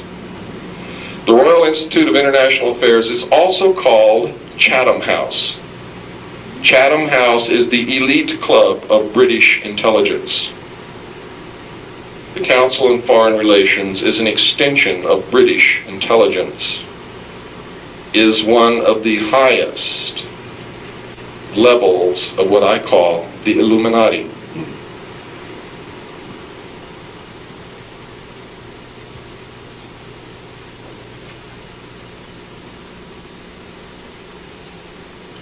It was members of this elite group that before the Council on Foreign Relations was established used to meet in New York City as a dinner club.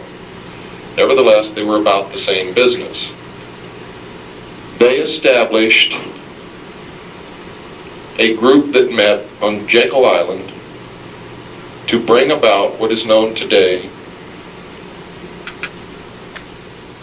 as the Federal Reserve banking system.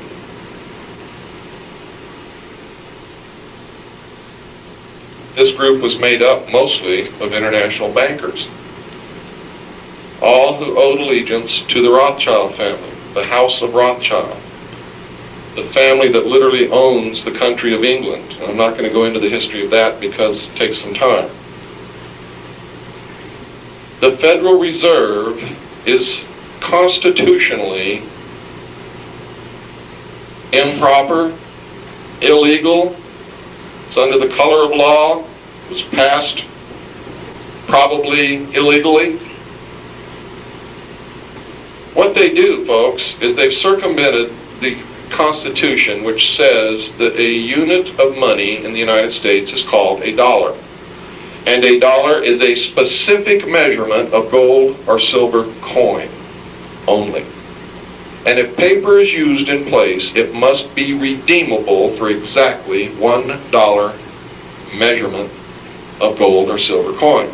That's constitutional money. You can't get in trouble if you have that kind of money.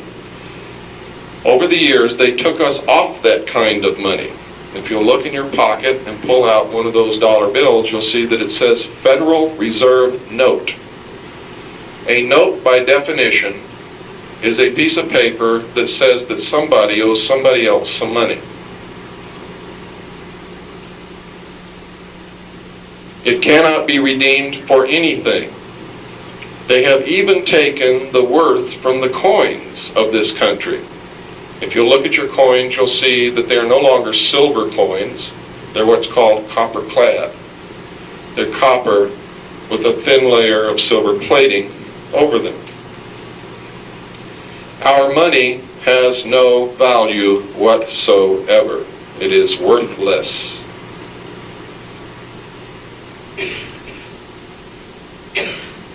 When you use Federal Reserve notes, you're paying for something with an instrument of debt, which means you really haven't paid for what you bought. You haven't paid for it. You've given the guy a note that says somebody owes somebody some money. But who it is and how it's going to be collected is never specified, is it? Here's how it works. The United States government says to the Federal Reserve, we need $1 million. The Federal Reserve says, fine. Here it is, and it's issued in the form of credit. Where does this money come from, this $1 million? It comes right out of thin air as a bookkeeping error, a bookkeeping entry, it is an error, as a bookkeeping entry in a ledger. Literally, that's where it comes from. The money never existed. They don't take money out of a bank vault and give it to the federal government. They create it out of thin air. They make a bookkeeping entry that says there's $1 million was loaned to the federal government as credit. The credit is good at any Federal Reserve bank. How is this money paid? It's paid by check, which is then deposited in an account, and when that person wants to spend money, they write a check, don't they? That's how they get away with it, because you never find out that the money was never printed. That's why you were encouraged to use credit cards, debit cards, and checks to get the currency out of circulation so that you could never catch them stealing from you. That's why I can safely predict that the New World Order is going to have a cashless system where no cash will ever be used and everything will be by electronic transaction, done by computers. And you will either have a debit card or a tattoo. How do I know this? Not because it says it in the book of Revelations. Not because somebody else told me to. But because the only way that they can keep creating wealth out of thin air and get you to buy it and steal from you is if they do away with cash altogether. It's just plain logic, folks. It's called using your intellect, which I was told at one time my IQ was 110, so it can't be that hard. It just can't be that hard. If I can do it with 110 IQ, everybody in here can do it.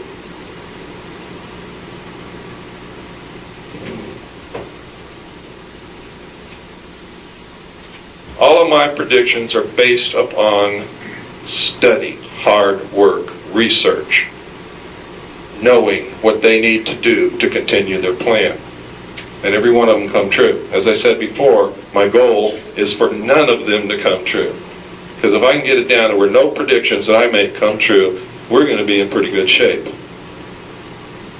I hope. The only thing I'll have to worry about is, what are you going to do at that point?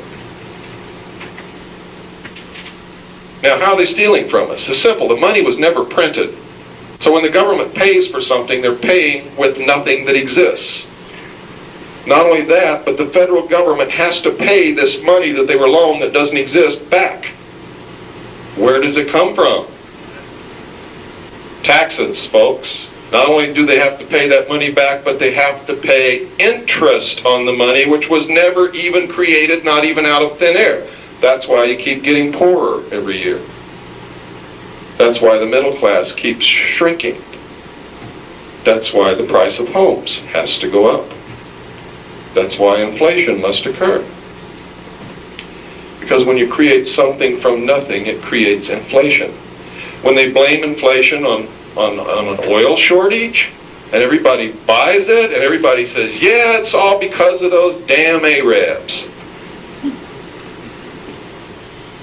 It's a lie, it's a manipulation. It's because they have put out so much of nothing that you're spending in the form of credit that inflation must occur. Remember when all the housing prices went through the roof? Nobody had any trouble getting credit anywhere. That's why.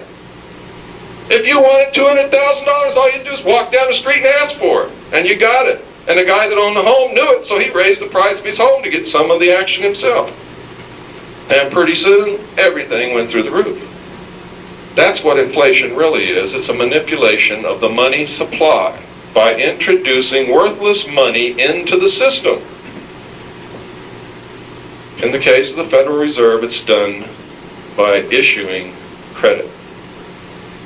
Your taxes have to go up.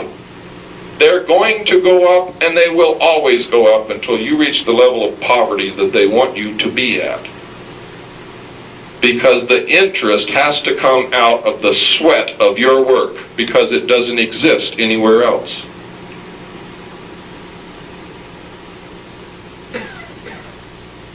Does everybody follow me? Is anyone lost? It's important you understand that, because you must understand this. And the destruction of the Federal Reserve is the first step in the road to freedom. The first step. It must happen. There is in Congress now a bill to audit the Federal Reserve and prove that they have created money out of thin air. You must call your congressman, you must write your congressman, you must not procrastinate, and you must demand that he support and pass this bill. You must do that. Once that's done, written into the legislation that established the Federal Reserve is the clause that we may buy it back at any time we so desire for $1,500,000. That's cheap compared to the national debt, because if we buy back the Federal Reserve, the national debt will vanish instantly because we will owe ourselves, you see. Does everybody understand that? Now there's another way too. We can audit them, prove that they're criminals, arrest them all, and nationalize the Federal Reserve and don't even pay the $1,500,000 for it. I would prefer to do it that way, because I think all those bastards need to be in jail. I really do. They've been stealing from us. They've been destroying this country. It's the same as if you don't have any money. So you come to me and say, Bill, I need $1,000. So I say, fine, you got it. And I give you a piece of paper that says, I got $1,000 in your name. And you go out and you buy a car with that $1,000. With that note. Because that's what it is. It's a note. You go buy a car with that note. Do you own the car? No, you don't. Did you have any money? No, you didn't. But you got to pay me back $1,000, don't you? Plus interest. And you know what? I didn't have it. I didn't have it, folks. But you got to pay me back $1,000 plus interest, and I didn't have it. See, you could have done the same thing. You could have wrote a phony piece of paper too. So why'd you come to me? Why aren't we doing that?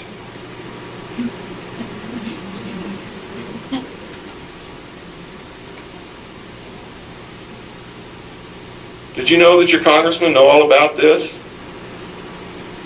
They sold you out. You think they care? No, because the people that own the Federal Reserve are rich and you're not. And they know that if they play the game, they'll be taken care of. Not by you. By the rich people who own them, who have them in their pocket. Are we really so stupid to think that somebody's going to spend $300 million to run for an office that only pays $50,000 a year or $80,000 a year? How dumb are we? How stupid are we? I mean, when you really get into it, you know, some of you are going to walk out of here feeling really low. I did for years. What I discovered in the documentation when I worked for the United States Navy in the Office of Naval Intelligence destroyed my life for years. When I discovered all this, when I discovered who really shot President Kennedy, when I knew what the real reality of the world was all about, my life went to shit. And I jumped in a bottle of booze. And I thought that I could really drink this away. I thought that I could make it all go away by ignoring it. I thought that somebody else would take care of the problem. But it doesn't work that way. And I didn't get my life back together until I began doing what I was supposed to do, and that's what I'm doing tonight. And you're going to find that once you have this knowledge, it becomes a burden, because now you're responsible to do something about it. And if you don't, your life's going to go to shit just like mine did. And you're not going to be able to live with yourself until you begin to do what you're supposed to do, and that's become responsible. It is to live and walk in a state of divine grace. And that means nothing more than being responsible for yourself, your family, your people, your country, and the world. It means understanding that the World Bank built the road into the Amazon so that the people in Brazil who were poor would burn the forest, so that you would scream for more control so that they can't burn the forest. And that control will be the New World Order. Because no sovereign nation state can tell another sovereign nation state what to do. The answer is no more sovereign nation states. The answer is the New World Order. Everything is screaming for control, and everything has been engineered by these secret societies to bring about synthesis and, thesis, antithesis, which will result in a clash, causing you to scream for the solution that they wanted all along. Understand that when big, giant corporations pollute the atmosphere and the land, it's done on purpose. Understand that. Understand that Detroit has had for many years the plan to make a very clean engine that would go a long way. Understand that a hydrogen engine has been developed for many, many years, but is being withheld from the public because it doesn't pollute enough to ask you to demand for total control to save the world from pollution. Does everybody follow me?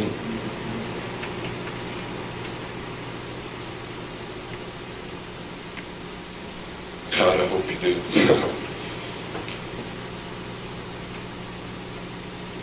This is a spiritual thing. As I said the other night, this is a battle.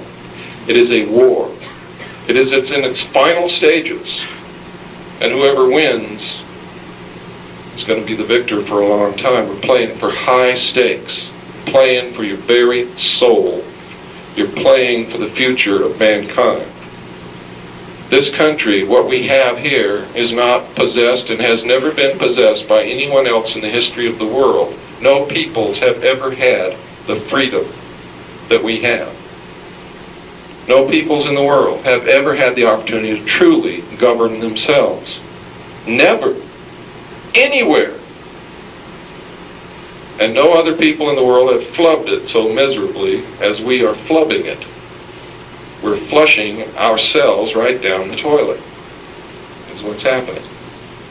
This country was founded to bring prophecy to reality. And it's going to happen. How many of you know about a spacecraft called Galileo? Okay, that means a lot of you don't. How many of you know that in the book of Revelations it says that in the end, when all the prophecy comes to pass, the moon will disappear from the heavens and there will be no more night? How many of you know that? Well, I know it, and I read it again before I came down here to make sure that it was still there. And it was still there.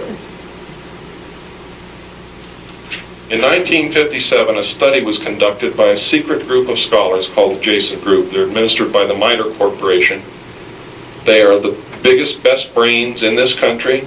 All of the Nobel Prize winners of this country are in their group, or most of them, I should say. And they, along with scientists from other countries, met at Huntsville, Alabama in 1957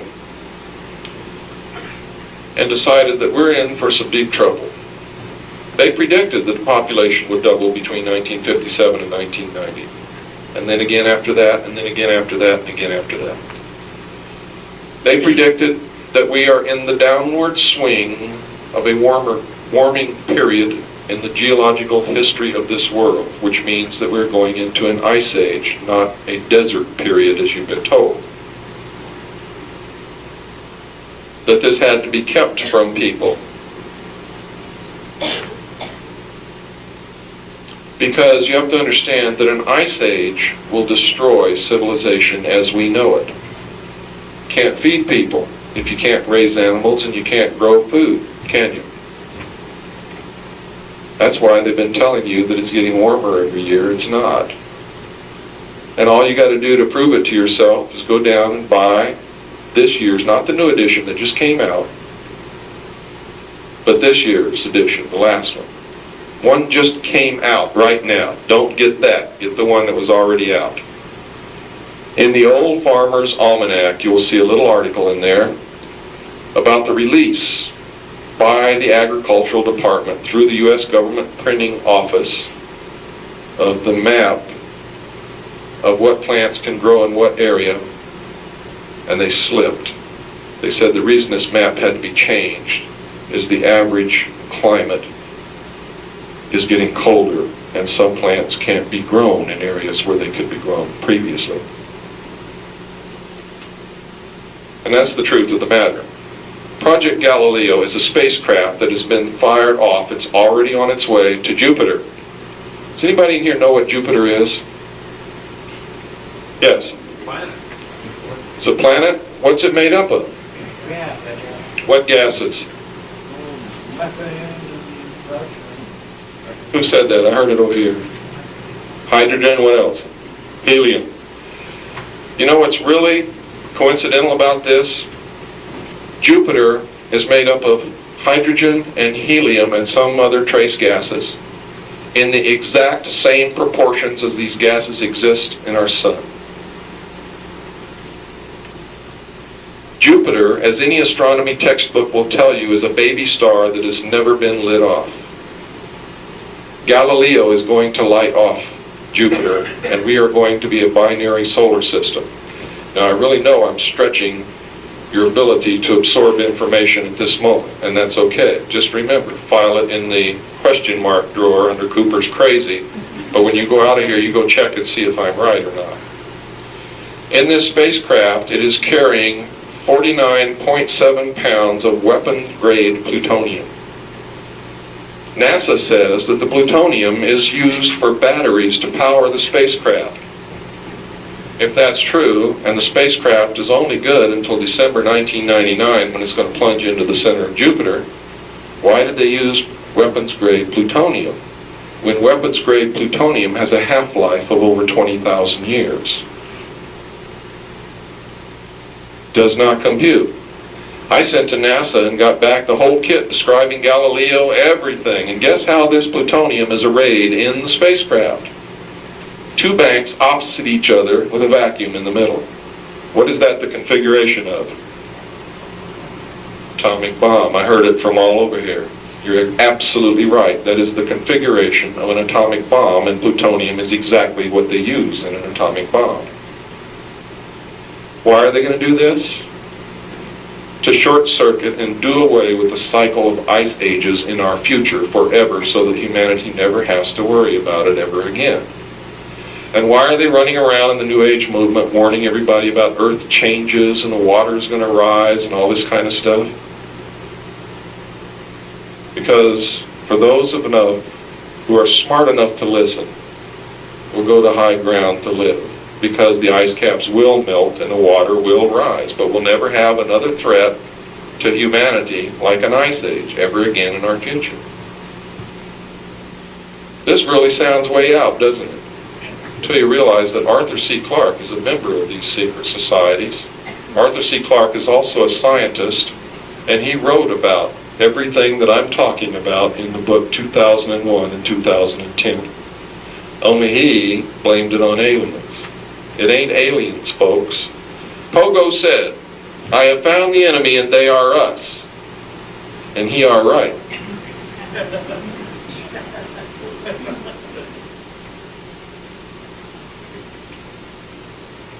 That's exactly what's going to happen. Now, it's going to happen according to NASA. The last moon that Galileo is going to photograph, he's going to photograph all the moons of Jupiter. Why? We've already got millions of photographs of the moons of Jupiter. But because when Jupiter lights off, it's going to be the first time that moons could become planets. And they want a record of this. In December of 1999, its orbit will decay because the last moon it photographs will be Io, the closest moon to Jupiter. And this spacecraft will plunge into the center of Jupiter, where the tremendous pressure that it encounters will crush it exactly as an implosion detonating device on a nuclear weapon, an atomic bomb, and light Jupiter, and it will become our second sun. That's what's going to happen, and that's what all this other crap about Earth changes and water rising and all this other stuff is all about. It's for those who will listen to hear and be warned.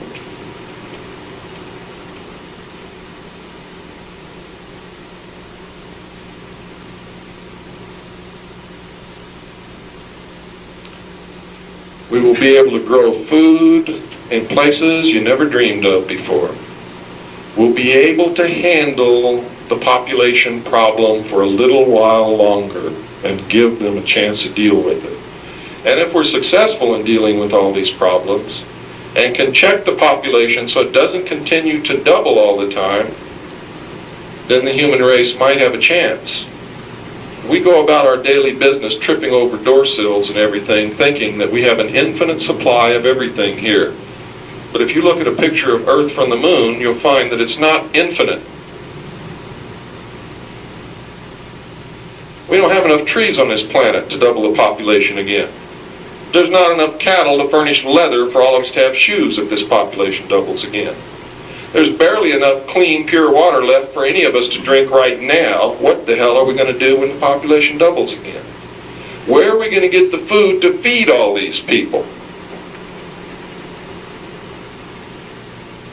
That's what I mean when I say that I am not in complete disagreement with every one of their goals, but I am damn sure in disagreement with their method of getting there and leaving us out of the equation. You see, one of the reasons we're so stupid and ignorant is because they won't teach us what the hell the real truth is.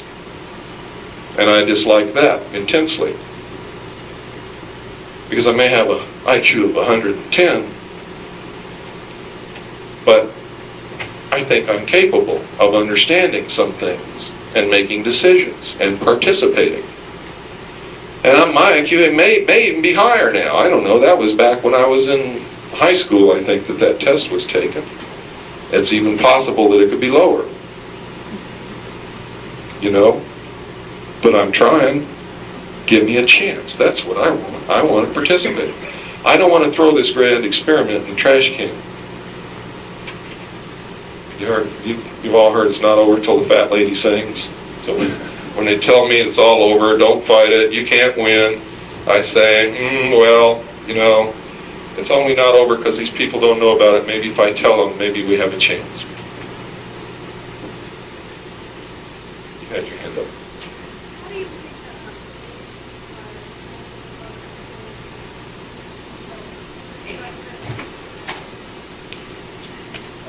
She wants to know how the AIDS virus ties in with population control.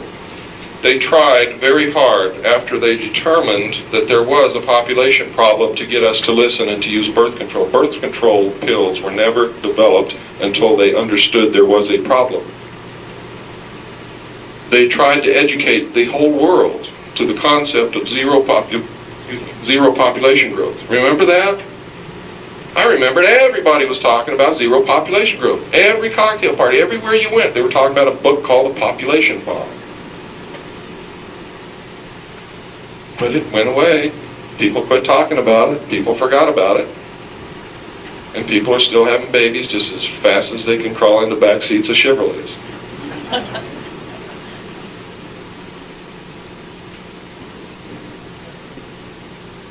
And maybe that's why Chevrolets were built. Yes?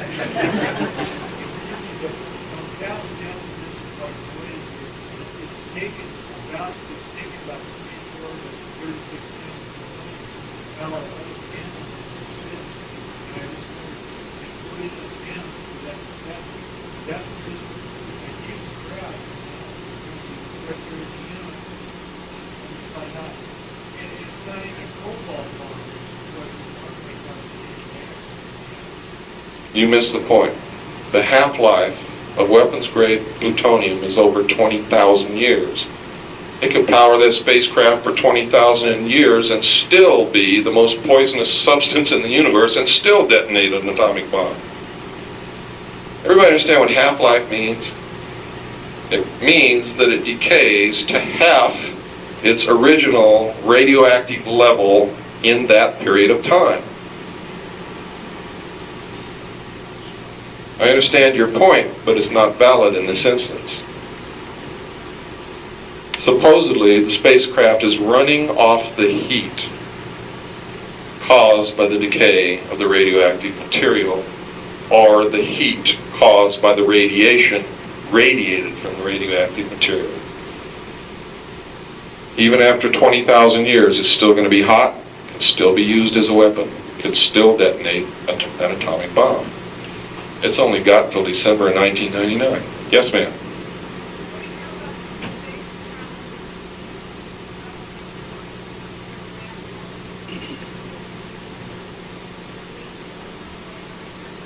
I'm sorry, I can't hear you. Can you speak louder, please?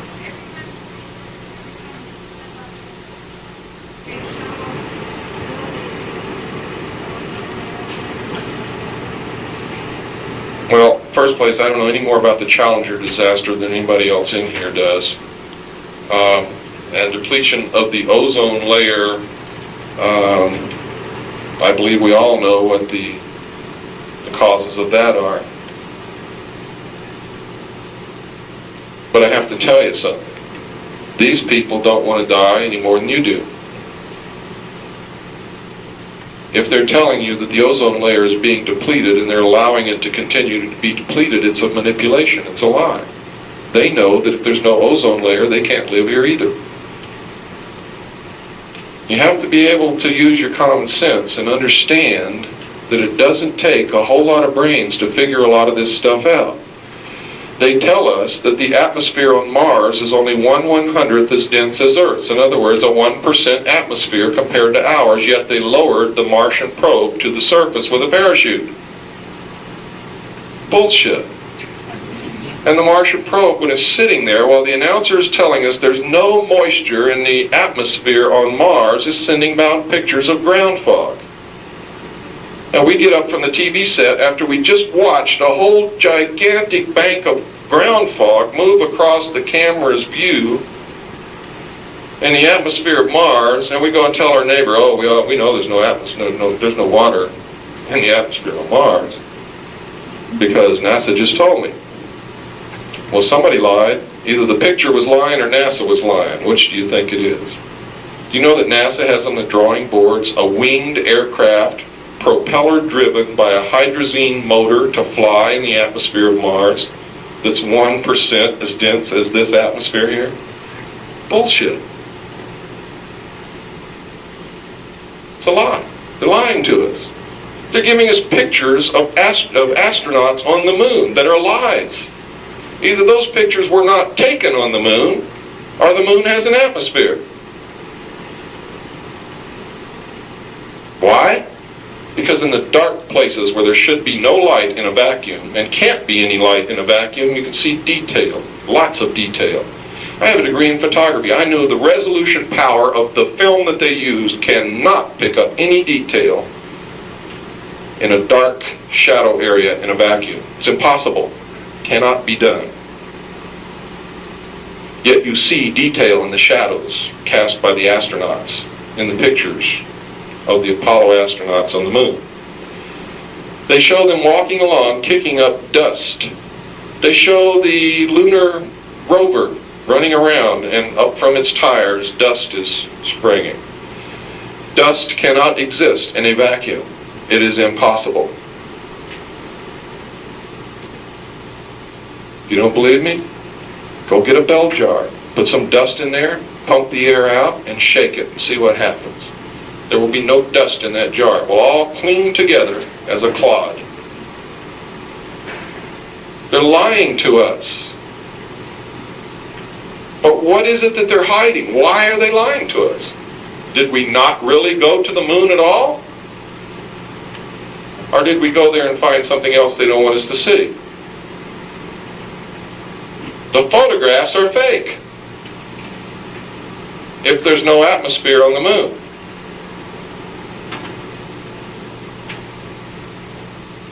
NASA is printing in books published by NASA, printed by the U.S. government printing office, thousands of photographs of alien artifacts and anomalous material on the moon that should not be there.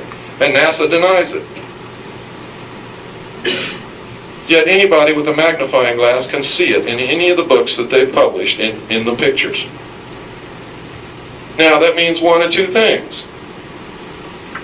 Either NASA wants us to believe that there's extraterrestrials that don't exist and they faked all those photographs, or they're letting those photographs out intentionally so that we'll begin to guess that they really are extraterrestrials up there. You see, because I learned a lesson a long time ago, I won't even look at a photograph if it's not a NASA photograph in a book published by the U.S. government printing office, because that's the only way I can keep them from calling me a liar. I used to go down and get them right out of their tubs. I mean, a NASA photograph, right out of their place. Buy it. And hold it up and show it to people. They call me a liar. This is not a NASA photograph. Prove it. You faked it. You made that photograph in your dark room or something. And because I'm a photographer, it was easy to make people believe that I could do that. So now I go buy, right off the bookshelf, NASA publications printed by the U.S. government printing office, and I get out a high-powered magnifying glass, and you can do it too. Yes, sir? I have two questions. One is, do you have any practical advice for homeowners experiencing home workers? Yeah, you're screwed. Have you ever? Yes. And number two, second part of that, would you recommend this time buying methods? Okay, let me address your first question. Number one, nobody in this room owns anything that they think they own. In 1938, the United States declared bankruptcy. Congress declared bankruptcy. You can find this in the records. To be able to function as a government, they had to borrow money to make the government work. They pledged as collateral for the loan, which has never been repaid, folks, all the property of the United States of America. And what is the United States of America? We, the people. You became a resource. Look at your birth certificate. And while we're at it, why do you need a birth certificate when I see damn well that you were born? At the top of it, it says Department of Human Resources. It is you that produce the wealth that is pledged as collateral for the loan. That's why you can't get a deed to your house. That's why none of you have a title to your car. How many of you think you have a title to your car? When you get home, read it, you'll see that it says Certificate of Title. The state holds the title as collateral for the loan. All the assets of the United States of America are pledged to the bankers. That's why I've always said, and it is true, when the New World Order becomes a fact, there will be a redistribution of wealth. You don't own a deed to your house. You own a warranty deed. That's what they give you, isn't it? You know what a warranty deed means? It's a guarantee that a deed exists, but you don't have it. The state retains the deed. Yes, Robin? Isn't there a way to get an allodial title without paying for your house? So, You can get an allodial patent deed or an allodial patent title to anything that you have purchased if you want to go through the long, incredible maze of obstacles and hardships that will be put in your way to do it, but you can do it. But yes, it would. You see, one of the proofs that you don't own your own home is the taxes that you pay on it. If you owned it, if you had an original allodial patent deed to your home, they cannot charge you taxes because the taxes on your home is really a rental payment to use that home until its real owner comes to get it. If you don't believe me, remember that you may have a $200,000 home, but you just miss a $200 tax payment, and see how long you keep that home. Under the Constitution, they can't take your home unless they give you just compensation. I guarantee you, you will not get a penny. Does everybody understand what I'm saying? You don't own it. That's why you won't get a penny. You don't own it. You don't own anything. You don't even own yourself. You are a resource, a human resource. Yes, sir. Maybe send you to PIIU. Photo interpretation. No. No, they did not. But in my work on the briefing team, we worked with a lot of photographs that had been interpreted, and over a 3-year period of time, I became somewhat adept at understanding a little bit of the art, but I'm no expert by any means. Yes, sir. Freemasonry is in a pyramidal organizational structure with degrees of initiation. You don't learn the ultimate secrets till you get to the top. The 33rd degree is split into 2 parts. One part doesn't know anything about any of this, and neither do anybody below it. The other part begins the lower rung of the degrees of the Illuminati. And we have identified 64 degrees so far. Yes? Could you locate or define the 3 locations that I understand that there are detention centers that are here in Arizona? One is at Wickenburg. He wants to know where the 3 detention centers are that were built in the state of Arizona. It's in my book. I forget which chapter, but they're in the book. One is in Wickenburg. Yes. Just briefly comment to the rest of the people here. The little town is a relatively small town called Perryville, and I have traveled past there many, many times in my life, but I'm sure many of you have. And there's been just a small prison complex, maybe twice the size of Kmart, perhaps, that has blossomed unbelievably in the last short period of time. If you drive by and note your odometer, when you first see the first confinement apartment, whatever we want to call it, you go 1.2 miles before you leave the last. This is astonishing. The next time any of you are taking I-10 and go past there, verify what I'm saying. It is astonishing and how quickly that has grown. What he's talking about is the New World Order is setting up already in this country and in other countries detention centers, concentration camps for people who have mental illnesses. Some of these are going to be on abandoned military bases, and this was passed in a law, Public Law 100-690, which is published in my book also, which states that military installations can be used for mental treatment centers. Now, why do they have to be mental treatment centers? Because patriotism and nationalism in the New World Order will be considered to be a mental illness and is not compatible with the new nation state, the one world government. Does everybody follow? These people will be re-educated, brainwashed, whatever it takes, and if they can't, they'll just be executed. They're not fooling around. This is the culmination of everything. This is why I'm trying to tell you it's so important that you wake up. Most of this is documented in my book. I've been told that this is the most thoroughly documented book and contains more suppressed and hidden information that's ever been published in the history of the world. I'm very proud of that. It's also the only book in the world that comes with a guarantee. If you think you got took when you buy this book for any reason at all, you don't even have to tell me. Just write me a little note, paste it on the front of here, and send it to me, and I'll send you your money back. I don't do anything unless I can put my name on it and back it 1,000%, period. And I mean that. So far, nobody's ever done it. I don't know why. There must be somebody who's not happy with that book. Because it's just the law of averages that somebody will be. Yes, sir? Yeah, Bill, what is your overall sense of the alien participation? If extraterrestrials are real, then they have been controlling us since the beginning of our history, and you can find reference to it throughout the written history of all peoples of the world and even in the Bible. If they're not real, then it's the biggest hoax in the history of the world to create the alien threat, to unite all humanity in a one-world government to face that threat. And what we find written in history are accounts of angels or paranormal phenomena that we can't explain. You see, because extraterrestrial intervention in history, written in history, is an interpretation of what was written. But it's pretty hard to interpret it any other way when you hear people talking about and writing about gods descending from the skies in craft that they describe that resembles exactly what we're seeing in the sky right now. It's tough to ignore that.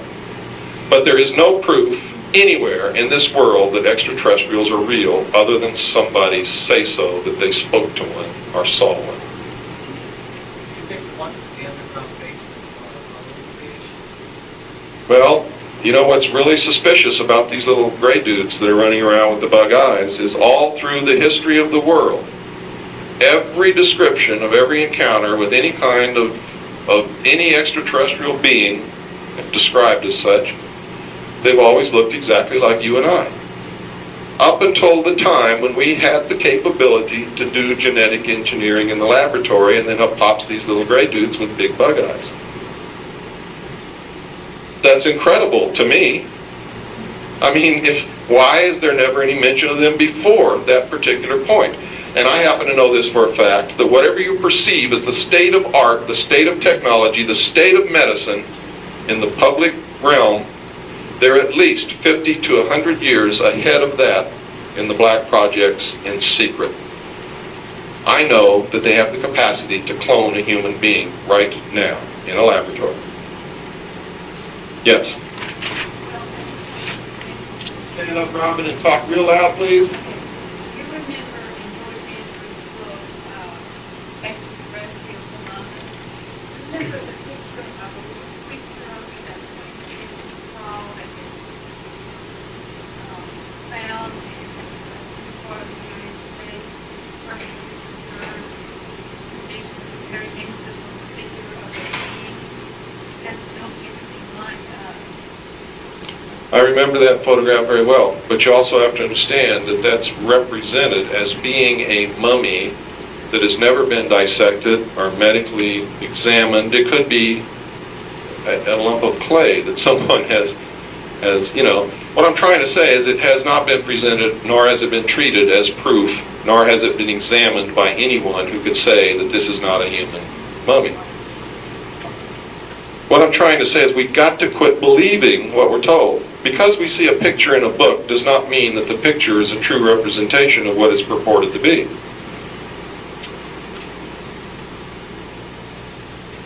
Yes, sir.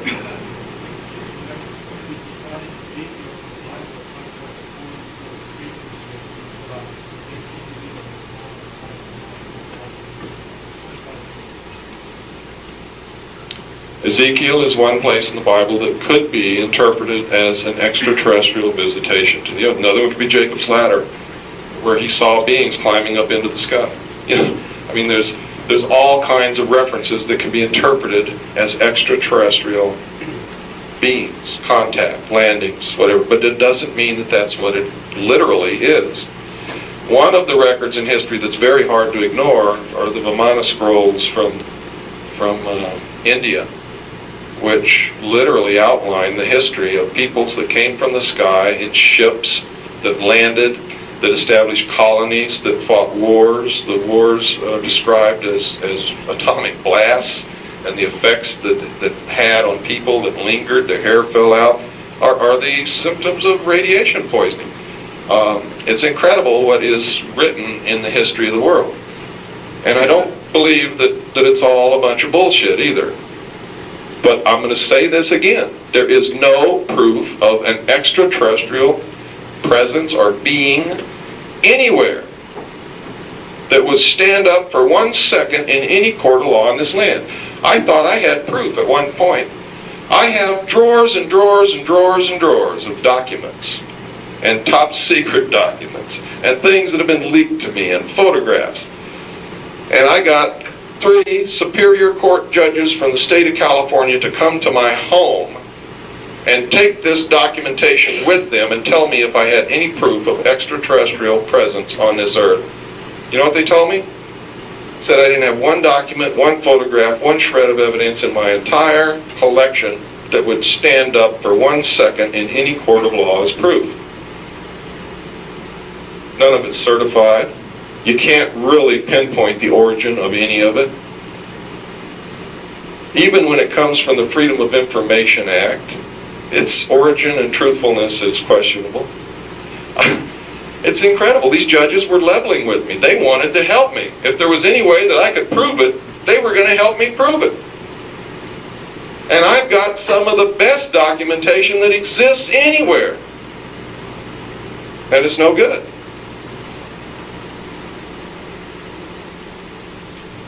Now, if they were really visiting this earth, don't you think it's odd that we don't have one shred of proof after thousands of years? I think that's odd. Probably intentional. Look how the government treats this. They let information leak. They let people like me see reams of documents saying that there's extraterrestrial visitation, and then they deny it. That's like your neighbor. He comes home late one night and you see him carrying a coffin on his shoulder, and it's 1 o'clock in the morning, and you see him looking around to see if anybody's watching, and he slides it down the coal chute into his basement. What are you going to think? You think he killed somebody and he's hiding them in the basement, don't you? And the next day he reinforces that because he denies that he carried a coffin on his shoulder across the yard and put it down the coal chute, doesn't he? And you say, now I know he killed somebody because I saw him.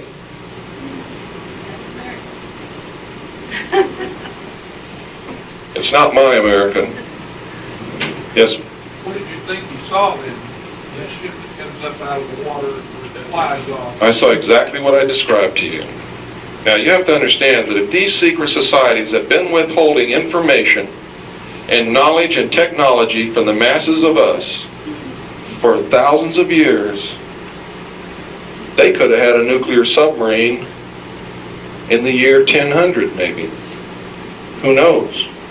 How many of you read Jules Verne's books? You really think he dreamed all that? Every single thing he wrote about became scientific fact,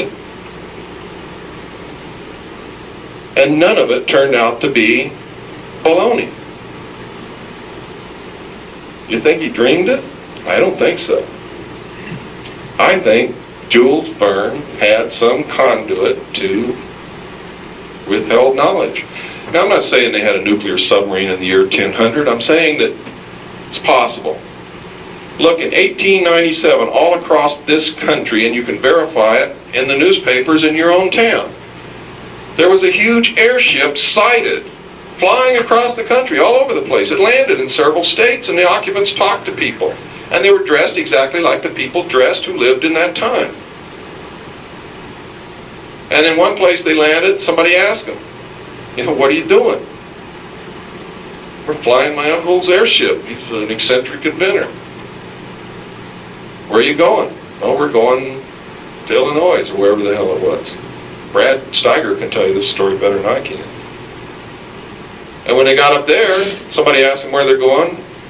They said that they came from Texas, where they landed the first place, and that they were going to fight in the Spanish-American War, which wasn't until sometime in the future. Now this is in the newspapers. I mean, these things can be accounted for. In one place they landed, the guy traded the guy a sack of steer manure for some food. The people in the airship gave him some food. You know what it turned out to be? Buckwheat cakes. So you know damn well they didn't come from Venus. I mean, it was the same recipe as those people made in their own house, buckwheat cakes. Now, let me tell you something. If this hidden technology can do what I've seen it do, it's a time machine. And if it's a time machine, the events described in history could have been us or someone in the future utilizing that time machine to engineer the future. I don't know if that's true or not, but I'm telling you this. I have seen these things demonstrate characteristics that can only be attributed to a craft that is able to warp space. And if it can warp space, if you know anything about the theory of relativity and Einstein's work, you know that if you can warp space, you can warp time.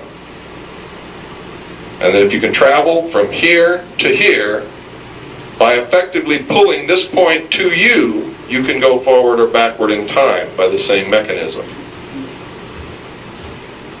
I believe that they've perfected the unified field theory in secret, and that they plugged in the equation of gravity, and that they know exactly what it is. I happen to know for a fact that we have planes flying that are powered by fusion reactors. I've seen them fly. I know that the pilot in these planes does not breathe air.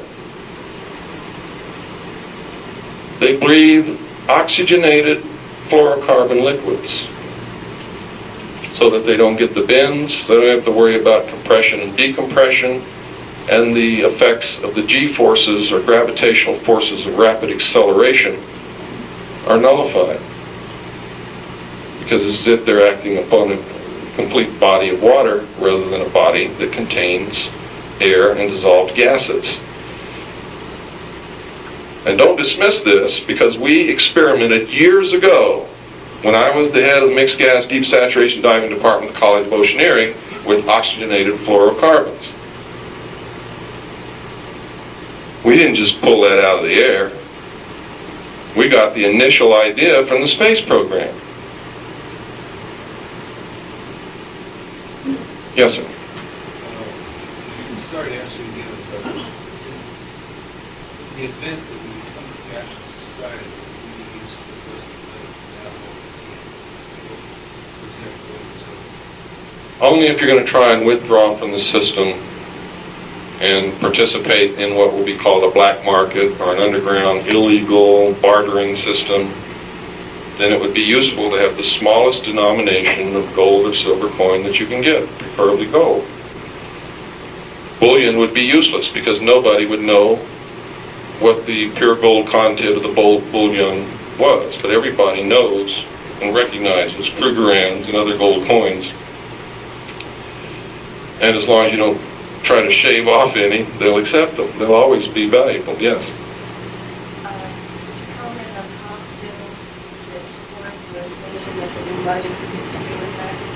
It's already happening. Crane Paper Company has been rolling out the paper for months now. The new printing presses and the facility for printing the money has already been built in Fort Worth, Texas. They are printing. The money has already started being exchanged on the East Coast and is working its way westward. First will be $50 and $100 bills. The world first heard about it in my newsletter back, way back at the beginning of this year. Yes. I think because some people won't believe the truth is why they have some secret society. I know there's one that gets together at noon once a month. Those 9 people meditate on the leaders and the people of the world, try to get them to raise their consciousness to what's going on. And they do this, so all of them are not, bad people. But some people, they won't believe the truth. The truth to show it to them, I didn't say they were bad. Yeah, that's why they have some. They firmly believe that they're doing what's right for humanity. They believe that. Have you ever seen anybody in your life that believed that they were doing the wrong thing? Even murderers justify their deed to themselves. Nobody does something if they truly in their heart believe that they're doing the wrong thing. They believe sincerely that what they're doing is the only hope for the future of mankind. This is what you have to understand. But so does everybody on this earth.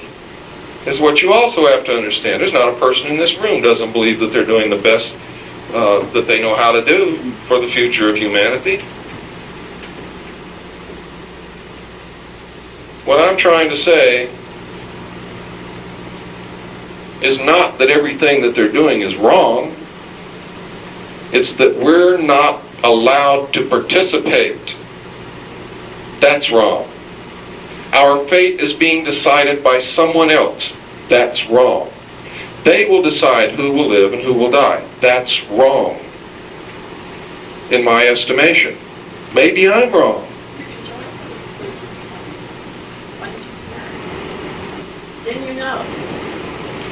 My place is with the people. That's where I belong. That's where I believe we all belong.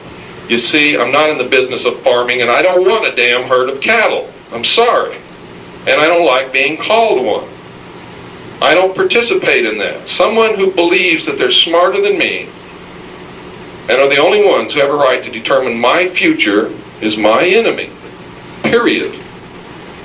You're going to have to prove to me that I am a dumb animal before I will accept any of that or would join any order that believed that. It's wrong. We must be educated. We must be taught how to use our intellect, and then we must be allowed to do it. And only if that has been done and we fail, then would I submit to someone else's control. But if we fail to wake up and do the right things and use our intellect, I will tell you, we will prove them right. And if we prove them right, then I will be forced to join them.